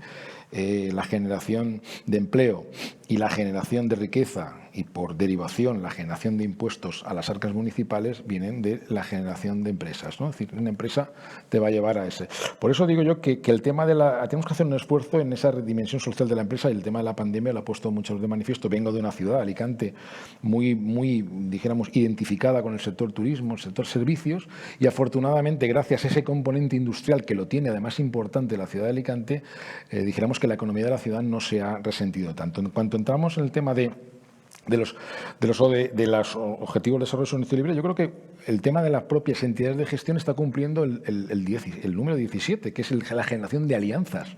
La generación de alianzas en un territorio, como pueden ser en un área empresarial. Es decir, muchas veces se da la circunstancia de que se están demandando servicios o provisionamientos a determinadas países. Un ejemplo, ¿no? Una empresa compraba una serie de tornillos determinados a Alemania que lo estaban fabricando 3 calles más allá. Es decir, con independencia de que luego le sigas comprando al alemán, porque a lo mejor te hacen precio más adecuado, pero que sepas que existe eso. Entonces, esa generación de alianzas, de capilaridad entre las empresas de un ámbito empresarial, de un ámbito geográfico, Yo creo que es positivo, sobre todo también ante, entre comillas, la amenaza de las grandes multinacionales, que va a hacer que cada vez que las empresas deben tender a ser más permeables, ¿no? Yo creo que eso cumpliría un objetivo ya en sí, es decir, el buscar esa interlocución entre las empresas, yo creo que es muy interesante. Y ya entrando en temas de competitividad, ¿no? El tema de la dimensión económica, antes lo hemos apuntado, ¿no? El tema del residuo, el tema del residuo, probablemente la gestión, la economía circular, residuo cero, está muy vinculado actualmente al asunto de imagen corporativa, pero probablemente, y esto viene ya, va a suponer un coste importante con las penalizaciones que se van a ir imponiendo con el tema de los residuos, con lo cual esa posibilidad de que se gestione mancomunadamente los residuos en un área empresarial, pues puede ser un tema también de un factor interesante a desarrollar. Esto sería en cuanto al tema de producción. Estamos hablando de objetivos de desarrollo que se entremezclan, la producción y la sostenibilidad. Aquí, por ejemplo, también el tema de la dimensión ambiental, las energías limpias que apuntabas.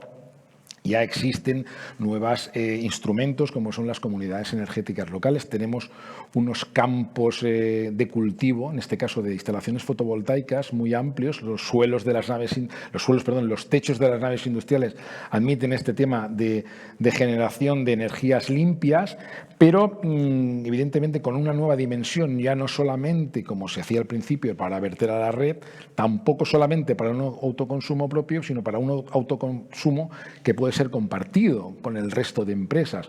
Estamos hablando de un factor de nuevo medioambiental, pero con el coste actual de la energía yo creo que es un factor importantísimo de tema de producción. Y poniendo también en valor el tema de las energías, el tema de la movilidad. Yo creo que es fundamental las nuevas tendencias y la facilidad de que existan nuevas formas de movilidad. Estamos acostumbrados a que las áreas empresariales, bien sea por la carestía o la deficiencia de transporte colectivo o dijéramos unos usos admitidos de que todos vamos a trabajo con nuestro vehículo particular. Se han hecho estudios. En un polígono como el nuestro, estamos hablando de que el 96% de las personas vienen a trabajar en vehículo particular y el 86% viene solo en su vehículo, ¿no? Eso es un factor totalmente antieconómico, antisostenible, etcétera, etcétera. Evidentemente, con todas estas dimensiones, cómo se tienen que organizar o intentar vincular, se necesitan, y volvemos al principio, la primera cuestión es a través de las entidades de gestión que puedan ir coordinando todas estas acciones. Yo creo que esos factores de diferenciación que me comentabas, pues es ir buceando en todas estas posibilidades de que el colectivo, pues dijéramos, con estas medidas se haga más competitivo, más sostenible y en definitiva tenga una calificación pues mucho más en este caso, diferenciadora, ¿no? Y, de hecho, todos estos factores probablemente ante una toma de decisiones de localización de una empresa puedan influir bastante.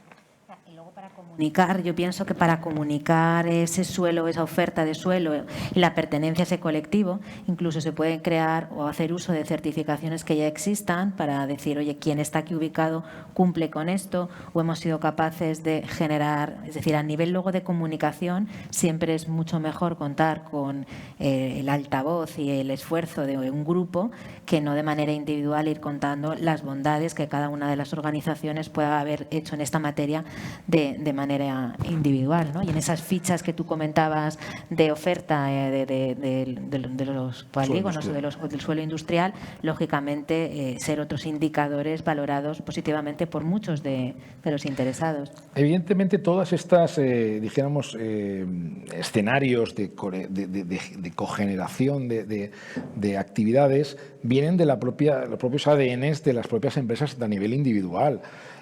Ya hay muchas empresas que están desarrollando esto y lo que se hay que hacer es desarrollar a nivel colectivo.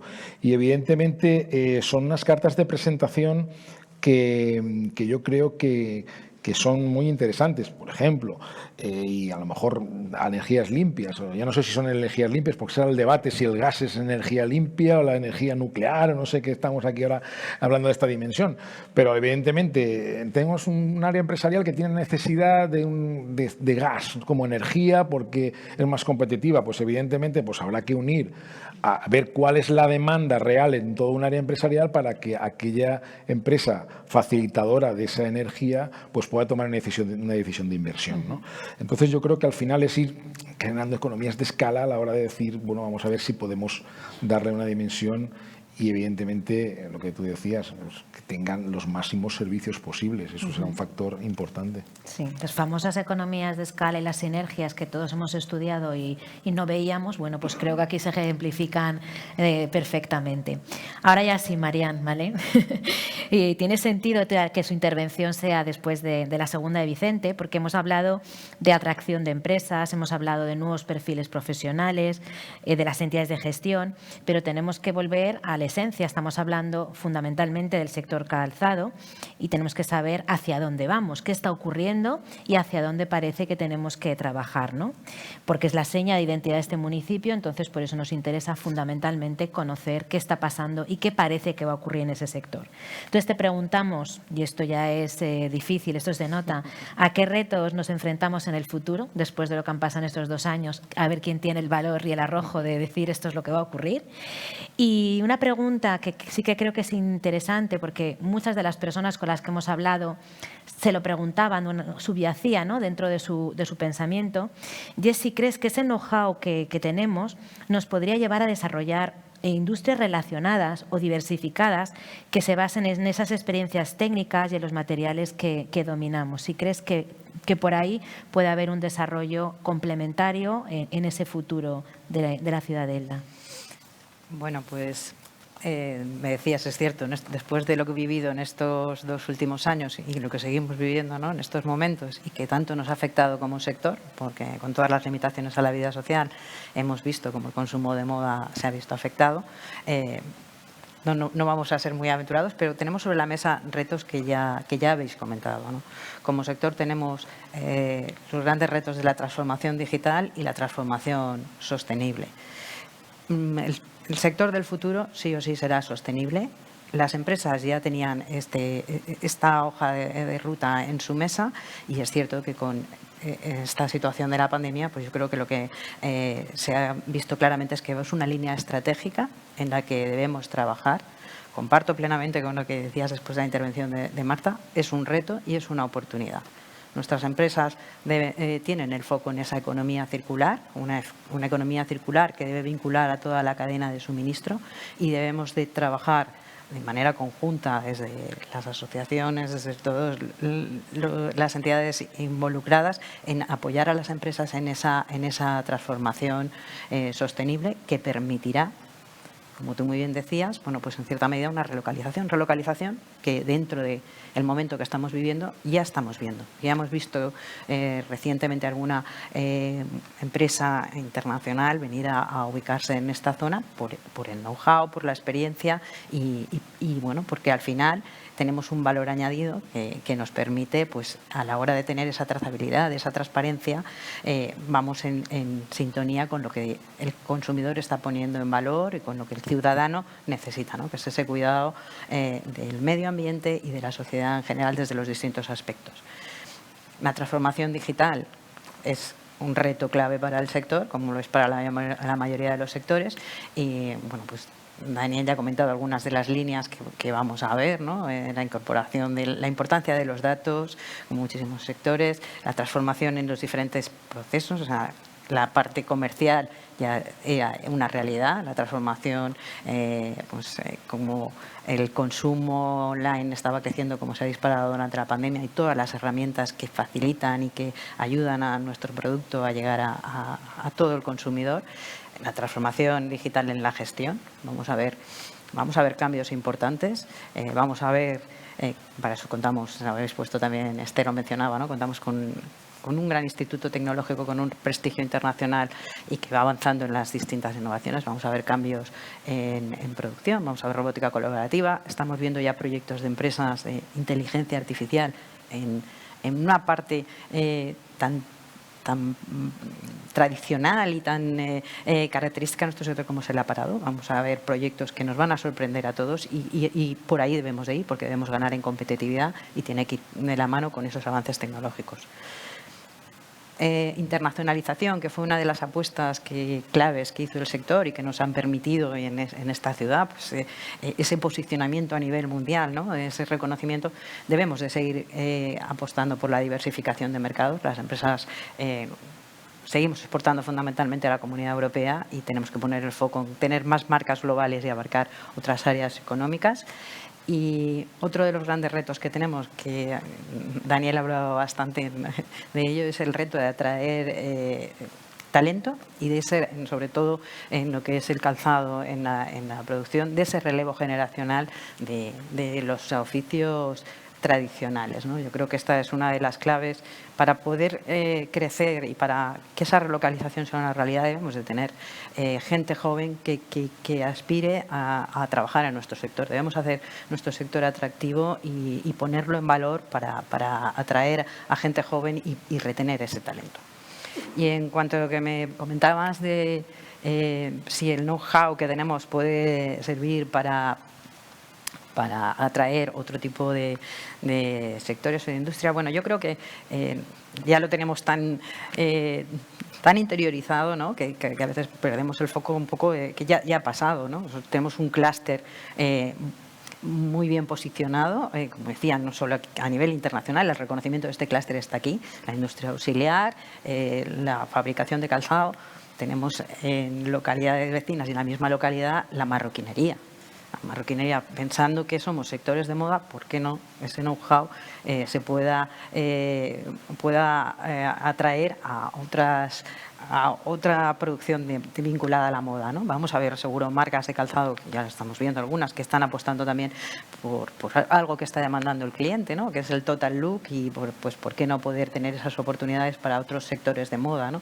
Bien sean complementos, bien sea en la industria textil y bueno, yo creo que por lo que decías de los materiales sostenibles que van a ser la clave, o sea, cuando hablamos de la sostenibilidad tenemos que hablar de economía circular y pensar en partir desde ese ecodiseño que en la reunión previa estábamos comentando.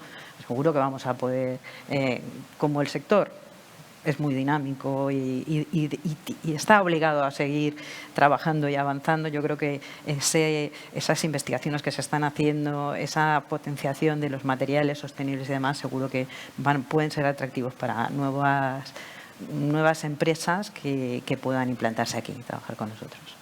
Sí, sin duda. Fíjate, esas experiencias de diversificación o de desarrollo hacia actividades un poco conexas.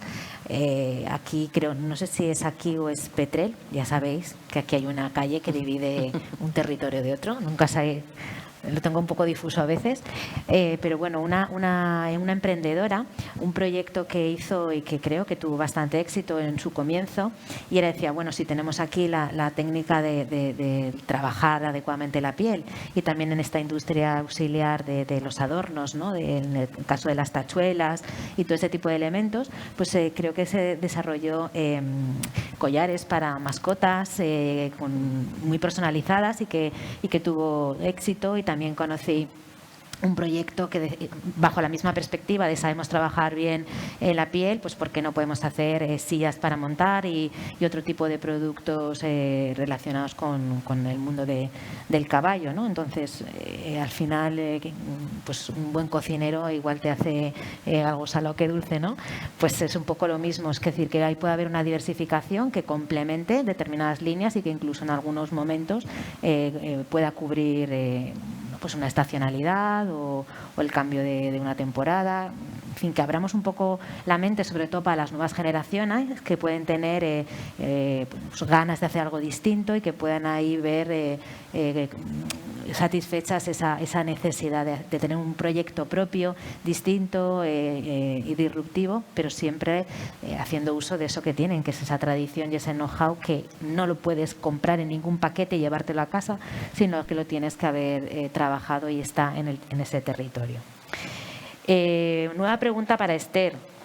Como experta en empresas, porque ya habéis visto que ha trabajado no solamente en la institución ferial alicantina, sino también en empresas de protocolo, en empresas de turismo y ahora representando a la Confederación Empresarial de la Comunidad Valenciana, pero sin perder de vista que ella es especialista en marketing y comunicación, conociendo como conoces mucho al sector del calzado, ¿qué acciones propondrías o pondrías tú en marcha para potenciar esa imagen del calzado de esta ciudad? Y luego siendo conscientes de que la comunicación siempre es importante, pero ahora creo que es vital, es una asignatura que nadie tiene que tener como pendiente, sino que tiene que estar encima de las mesas de cualquier directivo.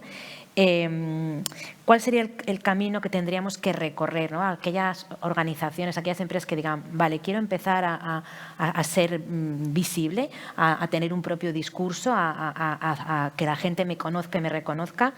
¿Cuál sería el recorrido que tú recomendarías a esa empresa que pudiese estar aquí en el público y que quisiese iniciar ese camino? Bueno, yo creo que, y por empezar por el principio, ¿no? Que eso es lo que se debe hacer, yo creo que Alá, y lo decía creo que al principio de la intervención, y casi todos lo Marián, Alá ya se conoce como, ¿no? Hay mucho camino recorrido, quiero decir, Alá ya se conoce como la ciudad del calzado. Nacional e internacionalmente, ¿no? Nuestro punto de partida no es cero, ¿no? Sino que se ha trabajado ya esa identificación de la ciudad con un sector muy concreto y es un punto de partida muy importante, ¿no? y muy favorable. Ahora bien, acciones, muchísimas. Esta pregunta también es complicada, porque acciones de comunicación, muchísimas, ¿no? Creo que es importante que la Administración y el sector, desde luego, creen una alianza y trabajen de la mano para potenciar esta imagen. El calzado debe ser el embajador de la ciudad y, de alguna manera, orquestar toda una serie de acciones en torno a esa idea. Ya se llevan iniciativas a cabo como la mejor calzada, yo creo que el Museo del Calzado, yo creo que no es una institución dentro de la ciudad reconocida, no solo aquí, sino en todas partes. Pero bueno, yo no pudiendo obviar, ¿no?, de dónde vengo, ¿no?, que profesionalmente he estado vinculada muchísimos años al recinto ferial, antes de esta pandemia que tanto tiempo nos ha robado y tanto esfuerzo nos está quitando, ¿no?, o nos está llevando a cabo. Trabajaba con Marián y había un impulso para hacer voy a decir una feria, pero yo creo que en torno al calzado, ¿no?, en recuperar esa gran feria del calzado. Y decía que voy a decir feria, pero creo que si consiguiéramos, ¿no?, aunar, porque había un impulso muy importante de las instituciones, pero al final no nos olvidemos, quien tiene que estar detrás de esa gran feria o de ese gran evento son las empresas, tienen que estar convencidas de ese hito y respaldarlo. Creo que deberíamos ser tremendamente ambiciosos en ese proyecto, un gran evento muy acorde a los tiempos, con una parte de comunicación digital en paralelo, un gran evento de moda, tenemos el clúster aquí, lo decíamos, qué sentido tendría, ¿no?, ponernos en el mapa nacional e internacional, y qué beneficios podría tener para el sector y para el área en términos de notoriedad, de imagen, económicos, por supuesto. Yo, sinceramente, creo que es un pequeño gran sueño que si consiguiéramos ahí aunar un poco el esfuerzo, insisto, yo creo que las instituciones lo han manifestado muchas veces y apoyarían algo así, pero lo realmente importante es que el tejido empresarial esté convencido y apoye y esté detrás, ¿no?, porque si no, al final sería humo. Y si consiguiéramos esa gran alianza para ese gran evento, siendo, insisto, tremendamente ambiciosos, yo creo fuertemente en que sería muy, muy beneficioso en términos de imagen y en todos los aspectos. Y luego también yo creo que otra línea a trabajar por la ciudad podría ser el turismo industrial. Yo creo que además va un poco en consonancia de muchas de las cosas que hemos hablado. Al final es mostrar al cliente final, mostrar cómo trabajamos, mostrar toda la cadena de valor, que yo creo que al final eso dota al producto de un valor añadido brutal, ¿no? y que podría ayudar muchísimo. Entonces, bueno, pues ese gran evento y el trabajar el turismo industrial, yo creo que podrían ser, bueno, pues apuntar, y siendo así un poco osada, apuntar 2 líneas que podrían trabajarse y que creo que podría ir bien. Fíjate que no quiero robar tiempo de vuestras exposiciones, pero el tema de las ferias creo que es importante pararnos un minuto para pensar que hace no mucho se pensaba que se iban a extinguir, porque a las ferias ya quién iba a ir a la feria, si ahora podías online, con tus catálogos digitales y con tus vendedores o contactos aquí y allá, cerrar esas ventas. Sin embargo, creo que se ha transformado como un espacio de encuentro donde generar la imagen, donde poder comunicar adecuadamente tus novedades, donde poder decir hacia dónde quieres trabajar y donde dar calor, ese calor humano que ahora nos hemos dado cuenta de lo importante que es, ¿no? Entonces, creo que hubo una época en la que se pensó que las ferias iban a desaparecer como se concebían, y es verdad, lo que tienen es que transformarse como en un gran show, ¿no? En un gran escaparate de lo que somos capaces de hacer, y hay que ir con toda la artillería, porque ahí nos lo jugamos todo, ¿no? El sorprender y el poder tener esa capacidad de llegada al público al que nos vayamos a dirigir. Yo totalmente de acuerdo. Sí. Un pequeñísimo punto. Yo llevo 20 años oyendo lo de que las ferias van a desaparecer, 20 años mínimo, ¿no? Oyendo este discurso, pero yo creo que precisamente con en estos 2 últimos años que hemos vivido, que han puesto un poco más en valor, valga la redundancia, el valor de la presencialidad, del contacto, del vernos, del compartir, y por supuesto que tienen que evolucionar, como todos los sectores, como el calzado y como podríamos nombrar, la digitalización también está en el sector de los eventos, y debemos aprovechar toda esa potencialidad, todo ese alcance, ¿no?, que nos permite la digitalización, alcanzar audiencias mucho mayores y pensar en eventos pues mucho más globales. Ya esto ya nos trata de un stand de 2x2 con un mostrador y un muestrario, ¿no? Esto se trata de hacer cosas mucho más, como decía, mucho más ambiciosas, mucho más acompañados, eventos 360, como mucho más atractivo, mucho más show, como decías, te lo voy a robar. Pero bueno, esto es innovación también, ¿no? Pensemos en algo que nos sirva como sector a vendernos, a ganar en imagen y a vender zapatos, que es lo que queremos, ¿no? O sea, al final. Totalmente de acuerdo. Iba a decir, no sé si hay algún italiano en la sala, ¿no, verdad? Pero como se está grabando no voy a decir lo que había pensado.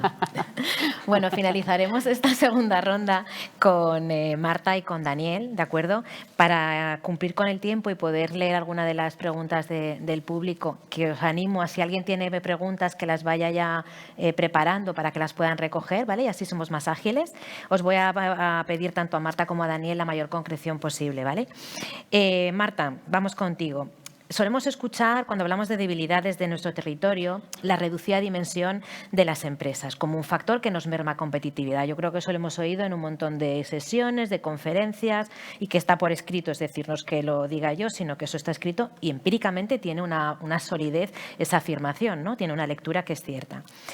Yo digo que creo que esto también es una ventaja ligada a que el menor tamaño nos da una capacidad de agilidad en la toma de decisiones, de flexibilidad para adaptarnos a los cambios, y así lo he vivido yo en mis propias carnes y también con empresas de clientes míos.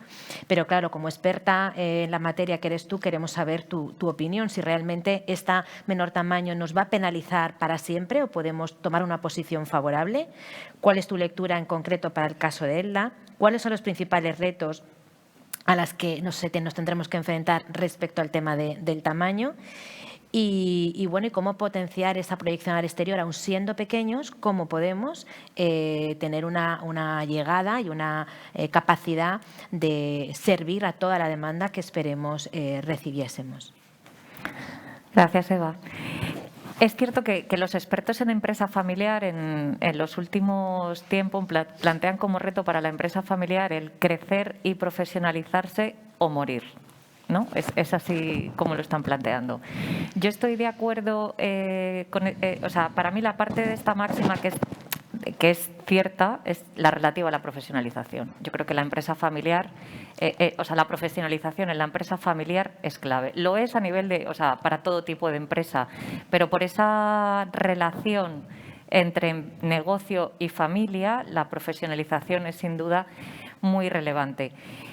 Y aunque estoy de acuerdo contigo, Eva, también pienso que, sin perjuicio del tamaño, una empresa profesionalizada en su gestión y en su proceso de toma de decisiones no pierde agilidad en los procesos de toma de decisiones y sigue manteniendo la flexibilidad para la adaptación al cambio. Hablamos de empresa familiar, pero la empresa familiar en sí mismo es un sector muy heterogéneo. En España, según el Instituto de la Empresa Familiar, la empresa familiar representa el 88,8%. Estos son 1,1 millones de empresas. Luego, dentro de esa vorágine de empresas, las tipologías son distintas. De hecho, la misma estadística del Instituto de Empresa Familiar dice que el 47% de ese 1,1 es empresa pequeña, entendiendo por empresa pequeña empresas de menos de 50 trabajadores. El 26% es mediana, menos de 250 trabajadores. Y el 27% restante es grande. Y ya estamos pensando en los grandes monstruos familiares de este país. La cuestión de la dimensión, yo creo que es una cuestión de negocio el determinar si la dimensión es clave para afrontar los nuevos retos que ha supuesto la economía globalizada y que la globalización y que la pandemia pues o ha reforzado o ha traído o nuevos retos que ha traído la pandemia. Pero para mí lo que es clave es afrontar el proceso de si efectivamente hemos de crecer o no para tener mayor competitividad con un análisis muy profesionalizado. Y esto trae otro punto muy controvertido en el seno de la empresa familiar, que es cuando nos planteamos crecer, pues uno puede crecer de una manera implantándose, pues si lo que quiero es salir al exterior, pues me puedo implantar en la jurisdicción donde quiera estar. Y esto lo puedo hacer con mis propios recursos o puedo recurrir a lo que llamamos las operaciones corporativas, ¿no? Me puedo tomar una participación minoritaria en una empresa en la jurisdicción donde quiero estar, o a lo mejor quiero comprar una empresa que tiene un sector complementario al mío, o necesito capital para desarrollar una línea de negocio nueva y para eso me planteo el vender parte de mi participación en la empresa a un tercero, a un socio inversor, o establezco un acuerdo colaborativo con un tercero. El tema de las operaciones controvertidas decía que es un tema de las operaciones corporativas, es un tema controvertido en el seno de la empresa familiar porque tenemos mucho temor a perder el control. Y es verdad que, desgraciadamente, en los últimos 20 años hemos tenido ejemplos en esta provincia, sin ir más lejos, pues de operaciones fallidas, ¿no? De empresas familiares pues que han establecido una alianza con un fondo de capital riesgo, y no trato de demonizarlos, todo lo contrario, porque creo que hacen una gran labor, ¿no? en fomentar el crecimiento de la economía, pero es verdad que a lo mejor el no afrontar este proceso de toma de participación de un tercero, de venta a un tercero, de una manera profesionalizada, pues al final conlleva que el empresario no sepa muy bien qué es cuál va a ser el resultado final del proceso. Por lo tanto, si hemos de crecer y nos planteamos hacerlo, como yo decía, pues a través de estas operaciones corporativas, mis recomendaciones serían tendrían dos ejes, ¿no? Uno que tiene más que ver con el proceso interno, es decir, uno cuando se plantea el dimensionarse, el implantarse en otra jurisdicción, tiene que hacerlo siguiendo un proceso de toma de decisiones que genere consenso dentro de la empresa.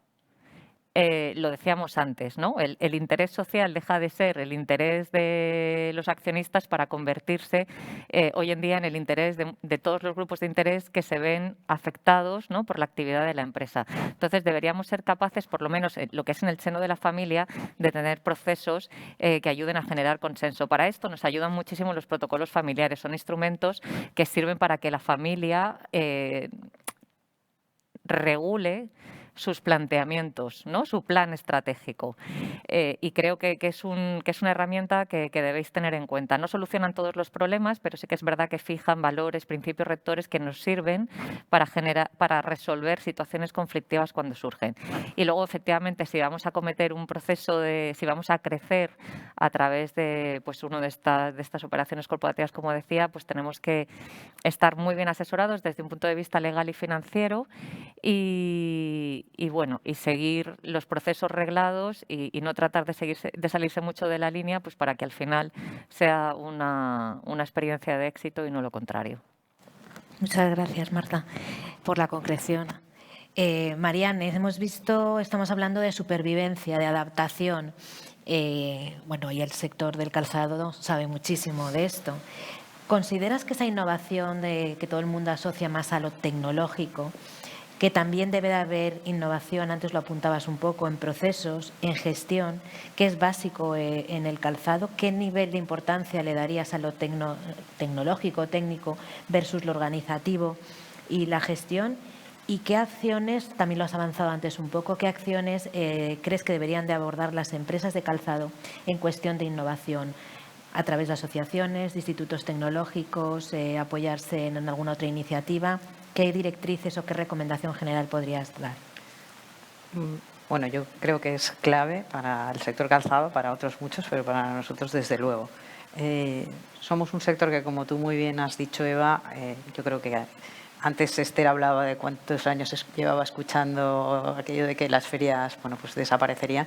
Bueno, el sector se ha reinventado, ha pasado grandes crisis y se ha reinventado, y yo creo que ha conseguido pues salir con unas estrategias que le han dado una posición todavía más firme.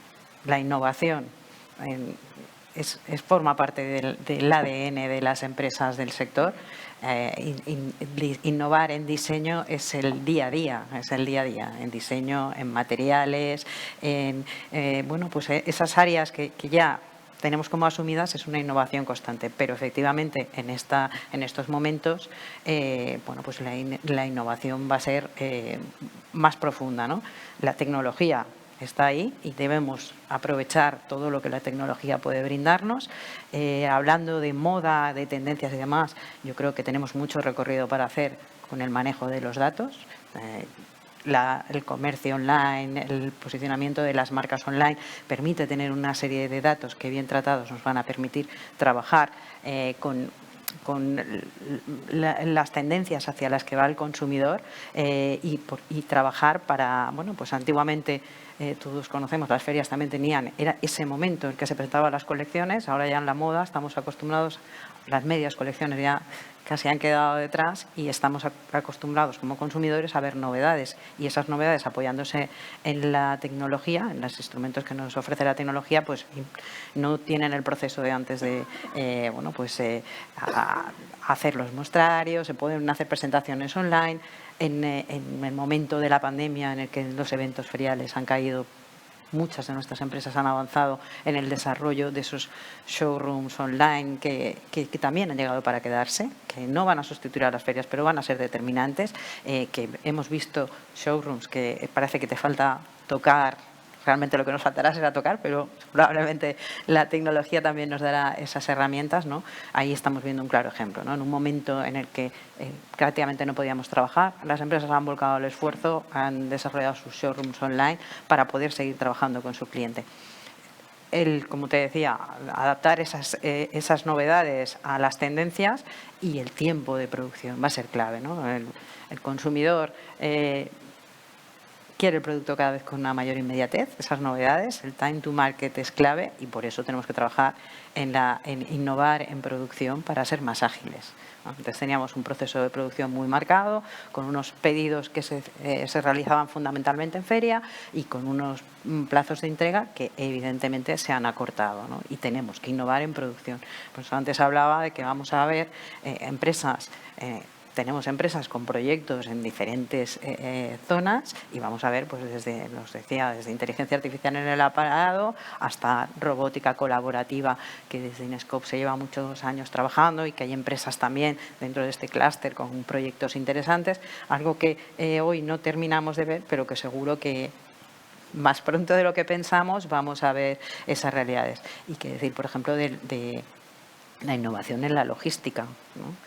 Todo lo que está suponiendo pues el cambio de por ejemplo, con la venta online, el vender par a par, ¿no? El packaging, cómo la logística está innovando para dentro de la empresa o en las empresas externas que prestan ese servicio para poder dar esa agilidad. Lo vamos a tener que ver en todas las áreas y igual que he hablado de la sostenibilidad, es determinante para el futuro de nuestras empresas. Y ahí, si me permite, voy a enlazar un poco con lo que estabais hablando ahora, del tamaño de las empresas, que para nosotros es una necesidad el crecer, con todas las ventajas que tenemos. Somos un sector de pymes, somos empresas familiares, pero pymes.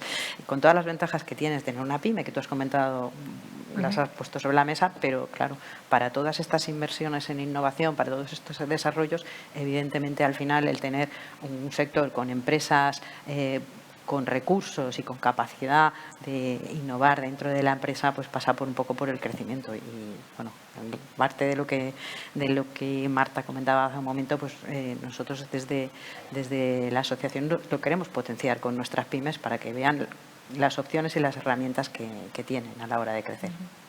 En esos nuevos proyectos de innovación, también en el sector del calzado estamos viendo mucha actitud colaborativa, esas alianzas de competidores que para desarrollar un nuevo material, para trabajar sobre un nuevo proceso o incluso para tener centrales conjuntas de aprovisionamiento que se están uniendo, que también es un cambio en la forma de trabajo, ¿no?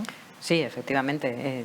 Bueno, yo creo que las asociaciones, al final, lo comentábamos también en la reunión previa, en estas circunstancias todavía se pone más en valor el valor de esa unidad, el trabajar de una manera conjunta, y ya el competidor es a la vez tu aliado, ¿no? Porque también todos somos conscientes de que la fortaleza del sector aquí se debe precisamente a la coexistencia de todas esas empresas, ¿no? El tener el clúster, el tener la industria auxiliar, la fabricación y la comercialización del calzado en este clúster y trabajar de manera conjunta en estrategias, pues sean proyectos, como dices, muy concretos, con un desarrollo concreto, el colaborar, nos hace todavía más fuertes y nos posiciona con una situación un poco más de ventaja y que debemos aprovechar. Sin duda. Bueno, y para terminar con Daniel, vamos a continuar con el concepto de la adaptación y de la innovación constante. Y es que el zaonero de hoy no es el zaonero del momento del comienzo de su andadura, ¿verdad? Ha sido pionera en la implantación de innovación en procesos productivos y también en el uso y desarrollo de nuevos materiales. Por eso te queremos preguntar si esta evolución ha sido fruto del devenir, ha sido algo casual, donde os ha llevado, o ha habido una consciencia en el cambio, ha habido una intencionalidad, ha habido un esfuerzo. Y cómo de importante es la innovación para la supervivencia de una empresa con un modelo organizativo y con esos procesos de producción tradicionales. ¿Cómo podemos hacer para que lo bueno de la tradición se quede, pero seamos también capaces de sacar provecho de toda la innovación?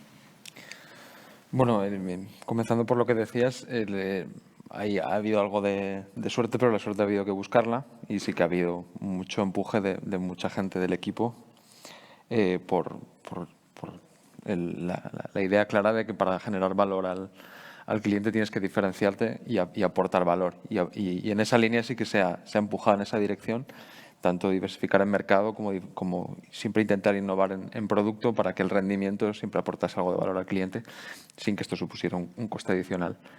Dentro de esto, no quiere decir que tengas que tener un departamento de I+D como tenemos, en el que invertimos más de un 20% de lo que genera la compañía al año, porque lo que hemos identificado es que al final la innovación de verdad se genera en pequeñas colaboraciones dentro de la empresa, incluso con otras personas que son fuera de la empresa, pero que pertenecen a este clúster de cada una de las industrias en las que estamos, y son estas redes de colaboración, tanto con tus proveedores como con tus clientes, obviamente, e incluso con algún competidor, si que eres capaz de generar unas sinergias y generar ideas que tú solo sentado en la oficina es imposible que tengas, o tú solo en tu propia operación es imposible que tengas. Y esto sí que es fundamental para que cada una de las industrias en las que estamos, especialmente en la de calzado, progresen y se diferencien. Y al hilo de esto, del asociacionismo que comentábamos tanto en las entidades de gestión como en la asociación de calzado y en la de empresarios que aquí en la región, sí que vemos que cuanto más miembros somos y más fuerza se puede hacer y más interconexión tenemos entre todos estos nodos, el potencial se multiplica, no se suma, sino que se multiplica. Y al hilo de esto hemos dicho suelo de calidad, suelo industrial de calidad, esto es fundamental para atraer talento, pero también más suelo, más cantidad de suelo de calidad, pero tener más suelo disponible para atraer más empresas, que es otra cosa que ha estado limitando y que se está trabajando. Tengo fe de que se está empujando en esa dirección. Y así, atrayendo más empresas y creando el clúster cada vez de mayor tamaño, se pueden generar estos servicios de valor añadido que atraen más talento. Entonces, creo que esto es clave y fundamental. Y al hilo lo que dices de cómo aprovechar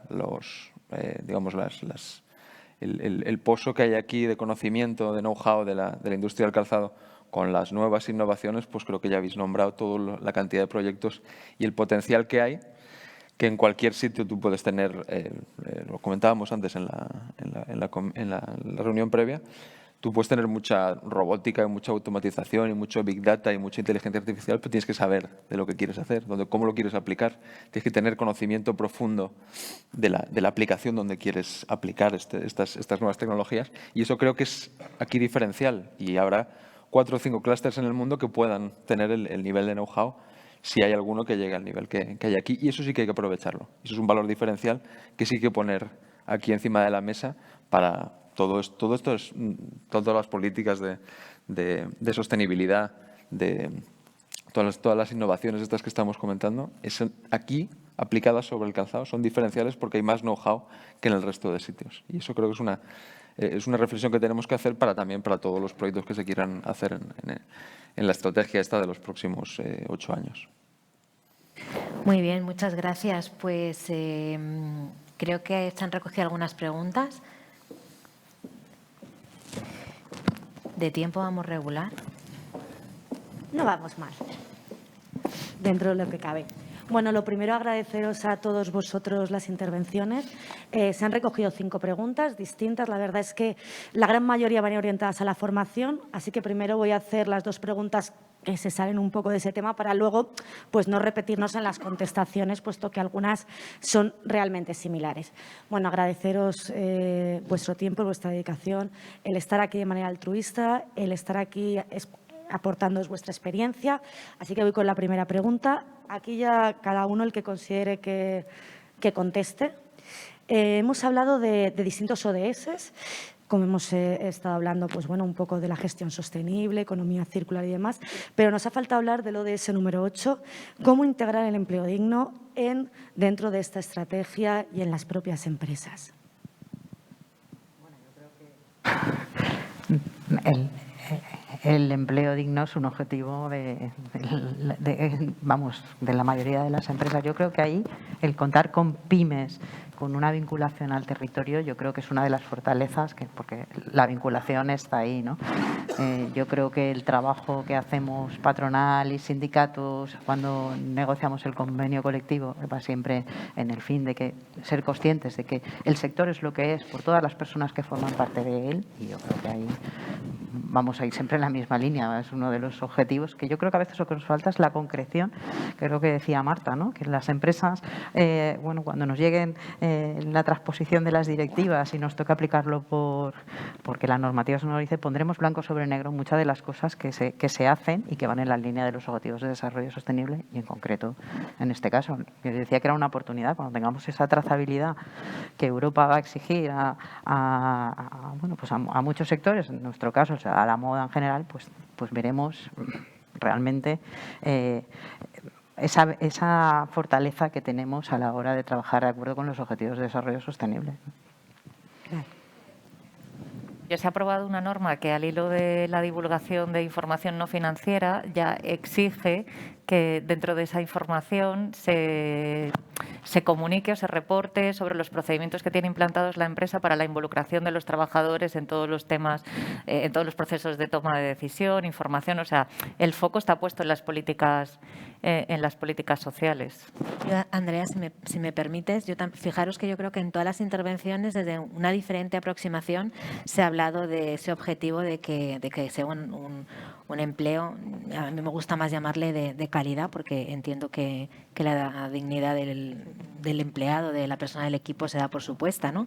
Cuando se habla de una mayor cualificación, de nuevas líneas de formación para que haya una carrera profesional dentro de las organizaciones, cuando se está hablando de una entidad de gestión que haga que el parque empresarial o el área de negocios donde nos vamos a implantar tenga una serie de servicios que los hagan más habitables, más humanos, que la gente vaya a trabajar con mayor facilidad y que pueda tener ahí unos servicios que le hagan más fácil su vida. Cuando se está hablando de una innovación, incluso en un sector a veces tan denostado como el de las aparadoras, creo que subyacen desde todas las aproximaciones esa voluntad de que cuando se hable de empresas se está hablando del empresario o accionistas o propietarios y, por supuesto, el equipo, los empleados como un todo. O sea, yo desde luego no lo concibo de otra manera y creo que todas las iniciativas de las que se han hablado, al final, aunque no se diga explícitamente, conllevan en su consecución que sea un empleo de calidad que dé satisfacción a todas las personas que trabajan en una organización.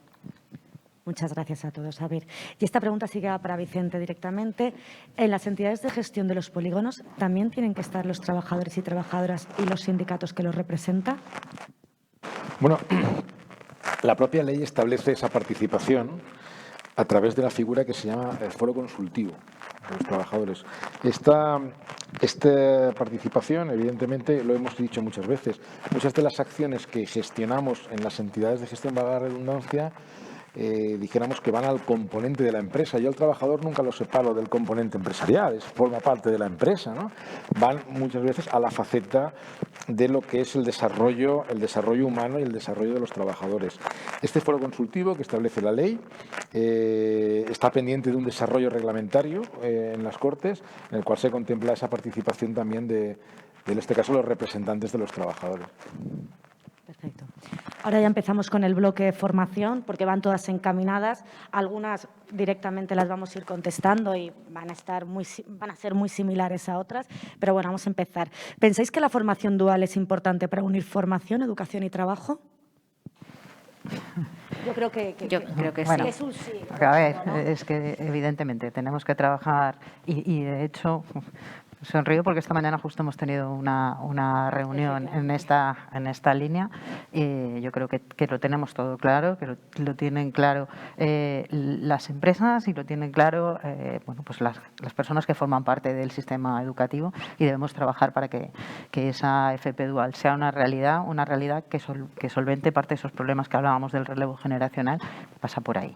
Y yo creo que en esta también prácticamente se ha contestado, que al final es que pensáis que se puede hacer formación en las empresas, se debe hacer formación en las empresas. Hay que ir trabajando en involucrar lo que habéis estado hablando, las habilidades profesionales que se requieren con las necesidades que en el mundo laboral se necesitan.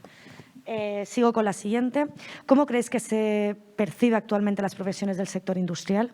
¿Existen ya estrategias o se están activando acciones para hacer atractivas estas profesiones y oficios tradicionales y atraer talento juvenil? Esto, vamos, supongo que es para mí, yo es un reclamo que hago y bueno, os pongo como a disposición de si la Administración tiene algún plan o como parte de este plan es la promoción de estos puestos y las bondades de trabajar en la industria. Nosotros estamos encantadísimos de recibir y de presentar las bondades de lo que tiene trabajar, ya no en la pura manufactura, sino ver que se pueden manejar y darle mantenimiento a equipos pues muy interesantes y con mucho potencial de seguir creciendo y formándose y de cómo es el camino para ir creciendo en la industria, que es muy interesante y hay que saber venderlo. todos los sectores industriales. Sí, yo creo Nosotros que lo vemos muy pegado al territorio, pero es realidad que cuando compartimos foros con otros sectores industriales, pues desde el metal a la química, el atraer talento a los sectores industriales es algo que cuesta. Tal vez no hemos sabido suficiente, que yo creo que es ahí lo que decía Daniel, poner en valor la importancia de la industria y bueno, del empleo estable que la industria puede generar, ¿no? Yo creo que es una de las carencias que tenemos. Y además yo creo que eso unido a la siguiente pregunta, que al final es que pensáis que los nuevos consejos territoriales de formación que se están poniendo en marcha pueden ayudar a reconducir la formación y capacitación de los trabajadores para la industria del calzado. Yo creo que se ha contestado, es decir, es fundamental trabajar de la mano unidos, al final todas las partes o todas las vertientes del sector para poder sacar el mejor beneficio. Los foros son positivos porque además ahí participamos todas las partes involucradas y aportamos, y luego de esos foros lo que al final tenemos que conseguir es que bueno, pues el resultado sea la formación que acerque a las empresas y que sea la formación que las empresas demandan. Y la pregunta que va unida también a la siguiente. ¿Las condiciones laborales del sector pueden ser causa de rechazo de los trabajadores a integrarse y formarse y cualificarse en el sector del calzado? O sea, yo quiero decir que las condiciones o lo que se consideraban que eran las condiciones en el sector del calzado puede ser ese rechazo que ahora haya a ese cambio generacional o ese relevo generacional. Bueno, pues será una de las razones. Yo digo que en general en los sectores industriales cuesta llegar. Evidentemente, el desarrollo del sector y cuál ha sido la realidad en determinados momentos y que todavía subsiste es algo con lo que tenemos que luchar, pero yo creo que tenemos que poner el foco en las buenas prácticas del sector, que las hay y son muchas, y no poner el foco en esa competencia desleal al final para el empresario que cumple y trabaja de acuerdo con toda la norma. Y yo creo que eso es algo en lo que sí que tenemos que trabajar mucho, en vender, y digo vender, ese sector que tenemos, esos empresarios y esas empresarias que trabajan cada día para cumplir con toda la normativa, para respetar el convenio que tenemos firmado patronal y sindicatos, y a veces es cierto que se pone el foco en esa parte que no deberíamos de considerar ni empresarios, ¿no? Y perdemos el foco de las grandes empresas que han hecho que esta ciudad sea un referente a nivel internacional. Y ya la última, que también un poco unido, pero que además yo creo que es algo que hay que dejar encima, no solo contestarlo, sino que hay que dejarlo encima de la mesa porque me parece una gran iniciativa.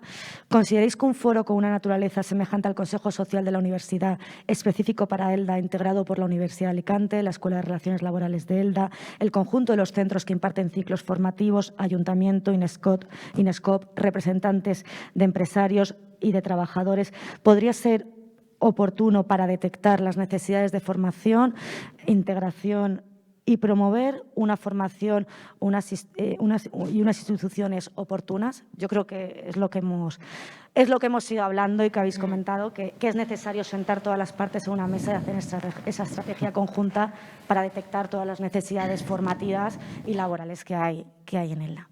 Pues nada, pues muchísimas gracias a todos y Eva, te dejo para que cierres la mesa. Bueno, pues un minuto solo. Muchas gracias a mis compañeros de Fatigas y a todos vosotros que habéis estado ahí hasta el final perfectamente. Y mira que un poquito de frío hace, que nos los han puesto complicaete. Bueno, yo creo que nos debemos ir con buen sabor de boca porque creo que voy a tomar algunas frases o algunas cuestiones que ellos han ido diciendo. Creo que partimos de una situación positiva porque tenemos muy buena imagen en el exterior y porque tenemos un know-how envidiable, que es algo que es muy difícil que otras zonas geográficas de España y del extranjero nos puedan imitar, porque tienen que hacer ese recorrido y nosotros seguiremos andando. Luego, la distancia de nuestra experiencia siempre va a ser algo positivo, una ventaja. Hay muchísimos retos sobre la mesa, pero todos creo que estamos de acuerdo en que son grandes oportunidades para seguir mostrando aquello a lo que somos capaces. Hay que trabajar mucho en la parte del talento para poder poner poner fin a ese gap, ¿no? A esa distancia que hay entre la demanda y la oferta de trabajo, para que todo el mundo, jóvenes y personas que deciden o que deben de cambiar de su carrera profesional, encuentren una nueva ocupación de calidad y con ilusión que les permita proyectar su vida profesional. Y una de las claves está ese suelo industrial, ¿no? Donde podamos no solamente atraer inversión, sino las empresas que ya han apostado por este territorio puedan seguir creciendo y que todos los equipos que trabajan en ellas pues desarrollen su vida diaria de la mejor forma posible. Y bueno, creemos que las entidades de gestión, esta nueva forma de organizarnos que hasta hace poco no existía, pues debemos de ser pioneros, debemos de ser proactivos y aquí en nuestro municipio emprender cuanto antes las acciones necesarias para trabajar de esta manera y en ese ranking, en esas fichas que luego se publiquen, pues estar lo más alto posible y que alguien que quiera venir a nuestro territorio, a nuestro país, vea en Elda un lugar lleno de oportunidades. Todo esto no será posible sin el empuje de los empresarios que estén dispuestos a arriesgar. No olvidemos que aunque las políticas marquen un marco legal lo más favorable posible, que aunque hayan ayudas para determinados desarrollos de digitalización, por ejemplo, eso es una ayuda, como su nombre indica, pero que la actividad empresarial implica un riesgo, es algo que va inherente y bueno, pues que tenemos que estar dispuestos a asumirlo y todo el equipo a apoyar las decisiones de esos directivos que deben de profesionalizarse internamente y también apoyarse en todos los profesionales que hacen esa red de sustento consultivo o de trabajo mensual o periódico para ir permitiendo que estén al día en toda esa ingente cantidad de nuevas normas que todos vamos a cumplir y que vamos a ser capaces de comunicar en esos eventos, en esos grandes shows donde debemos de sorprender, y ahora sí que lo digo, y que los italianos vean que nosotros también sabemos no solo hacer las cosas bien, sino venderlas estupendamente. Gracias a todos.